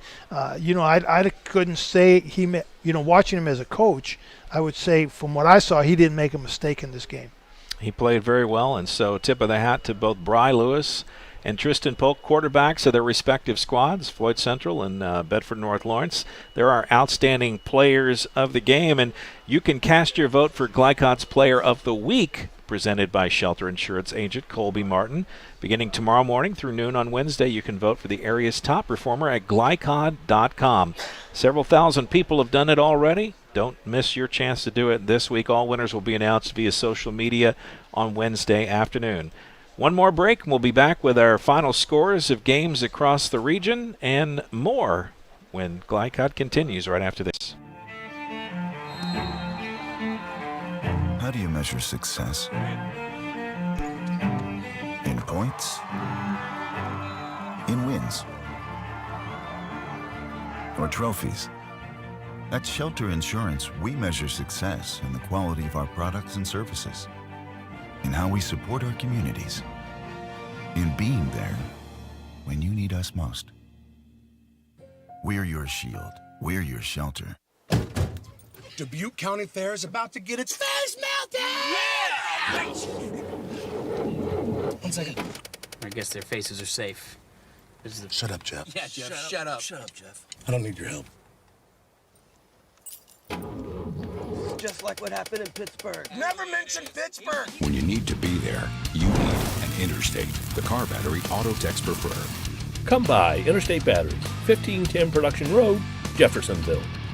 The Clark County Youth Coalition, Clark County's local coordinating council for a drug-free Indiana, presents What's Your Side Effect? Join the movement of thousands of young people working together to build a better world through living healthy, passionate, drug-free lifestyles. Our program includes tips that will help you live the good life and make chasing your dreams a lot easier. Get healthy, get inspired, get the facts at what'syoursideeffect.org. Funding provided by the State of Indiana, Division of Mental Health and Addiction. I'm a bunch of wind. And just like your stomach after that strip mall sushi, well, I'm a bit unpredictable. Let's redecorate. What's the matter, Tanya? I thought you loved being spontaneous. I do. And if you got the wrong home insurance coverage, I might break the bank too. So get Allstate and be better protected from mayhem, like me. Call Jeffersonville Allstate agent Packy Page today at 812-282-2970. Subject to terms, conditions, and coverage selected.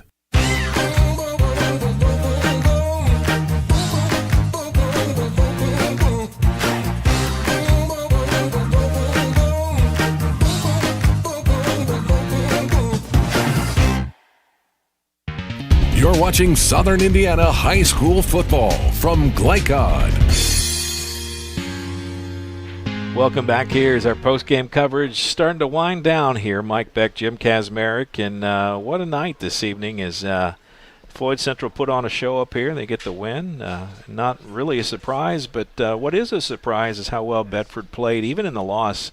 Just a lot of things. Coach Weber, it just shows how well he's coached this team because they played hard. Mm-hmm. They were outmatched, and they didn't act like it, and they sure didn't think like it. Well, and they didn't play like they were outmatched. You had the right term when you said they played with a lot of spunk, and I can't think of a better way to describe the way they played. Is they played hard. They never gave up. The offensive line, although they were overmatched by what we say. By 238 pounds when you added it all up. They didn't play like that. They played hard, and you know, again, I give Coach Weber all the credit in the world for getting his team ready to play. On the other hand, let's talk about Floyd Central and Coach Bragg. Give him a lot of credit because he cleaned things up at halftime. He sure did. I mean, I think he had to be disappointed with the penalties in the first half, and you didn't see that in the second half at all. It was like a whole new team came back out. So he got all that taken care of, and his team looks good. They have Seymour next week, and we'll finish probably second in the Hoosier Hills Conference. Week off, and then they have Jeff again at home in the playoffs.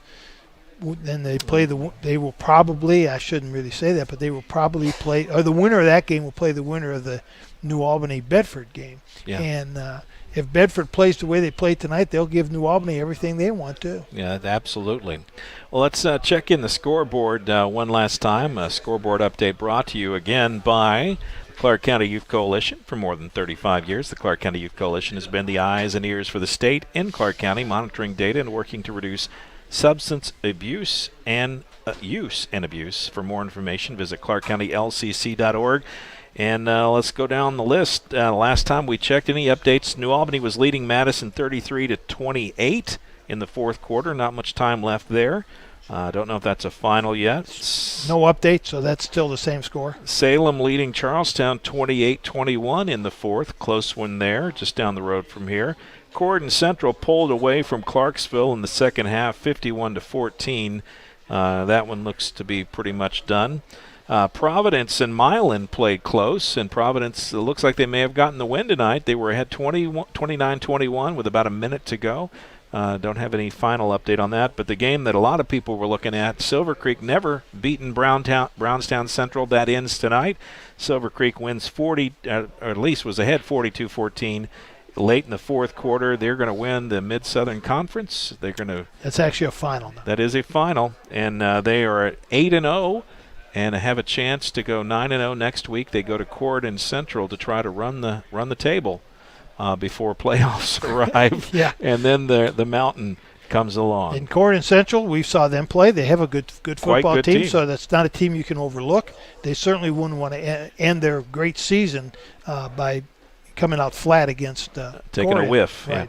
Yeah. And then they can worry about what comes after that. Right. Finish the season undefeated, then start your next season.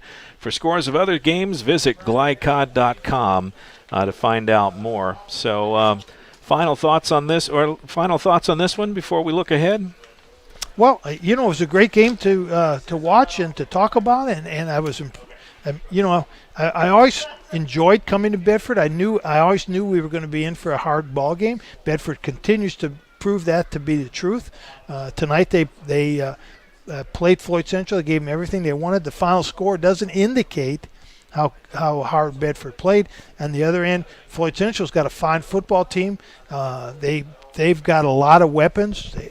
Tristan, if you gang up on Winker's right, Tristan Polk's going to beat you with the pass. If you think you can stop the pass, then Winker's right is going to run like crazy. The receivers, even though they lost Queen Shea, their other receivers are quality receivers, as they proved tonight. So they have got a really, really good football team, and they do play hard on defense. But they just played a team that ran an offense that was a little bit different than what they probably have been seeing. Yeah, well, that's it. Well, look ahead. Next week we take it on the road. The regular season comes to an end at Charlestown, where we thought we would open the season this year, but their new field didn't quite get ready for that home opener. But it's worked out. We're going to go back there and see their brand new digs, and they host Eastern Pekin. So should be an interesting game at Charlestown. Not the season that Jason Hawkins was looking forward to this year, but this year hasn't been a year anybody looked forward to. So it's been kind of unusual. Kind of unusual, yeah, that's right. But and I'm kind of sad if you said this is our last game next week. It's football season's too short. It comes up quick on us, and would love to carry more, but I will be headed out after the next game to take care of some medical issue, have a surgery that will make me quiet for about 6 weeks. Well, I don't know how your family's going to live with you then. Yeah, wow. I won't be able to speak for a while. I'm glad I'm not in the Beck house. Poor Ashton. Oh, yeah, I know, Ashton. I'm feeling for you. Yeah, so that's next week. Coverage begins at 6:30. Kickoff at 7 o'clock, and we'll be at Charlestown High School for the battle between the Musketeers and the Pirates. Well, Jim, it's been fun tonight. We're about to pack it up and head back down to southern Indiana, but great visiting Bedford. Always a joy to come up here. Sure is. Coach Callahan does a fine job as the athletic director here, and didn't get much of a chance to visit with him. Hopefully I'll see him on our way out. All right, well, final score here from this one, Floyd Central 42, Bedford North Lawrence 14. For the most in-depth coverage of Southern Indiana high school sports, visit glycod.com and join us next week as we visit Charlestown. Tonight's executive producer was Steve Bird, Ashton Beck, our scoreboard operator, Will Harper, fine job on camera, Jim Kazmarek, your color commentator. I'm Mike Beck, and for all of us from Glycod, thanks for listening and watching. You've been tuned into high school football on glycod.com. We'll see you next week. Until then, God bless. Take care and have yourselves a great weekend. This has been Interstate Battery Southern Indiana High School Football. Interstate Batteries, outrageously dependable. Tonight's game was presented by Jim Butler Auto Group in Clarksville, striving to keep you driving. By the Clark County Youth Coalition. Get inspired, get the facts, visit what'syoursideeffect.org. By Allstate agent Packy Page. He puts you in good hands. By Priority Radiology in New Albany. You have a choice. By Clark County Sheriff Jamie Knoll. And by Centra Credit Union. For schedule information about our upcoming broadcasts, visit our website, glycod.com, Facebook and Twitter @Glycod. We thank you for tuning into this live sports presentation from Glycod.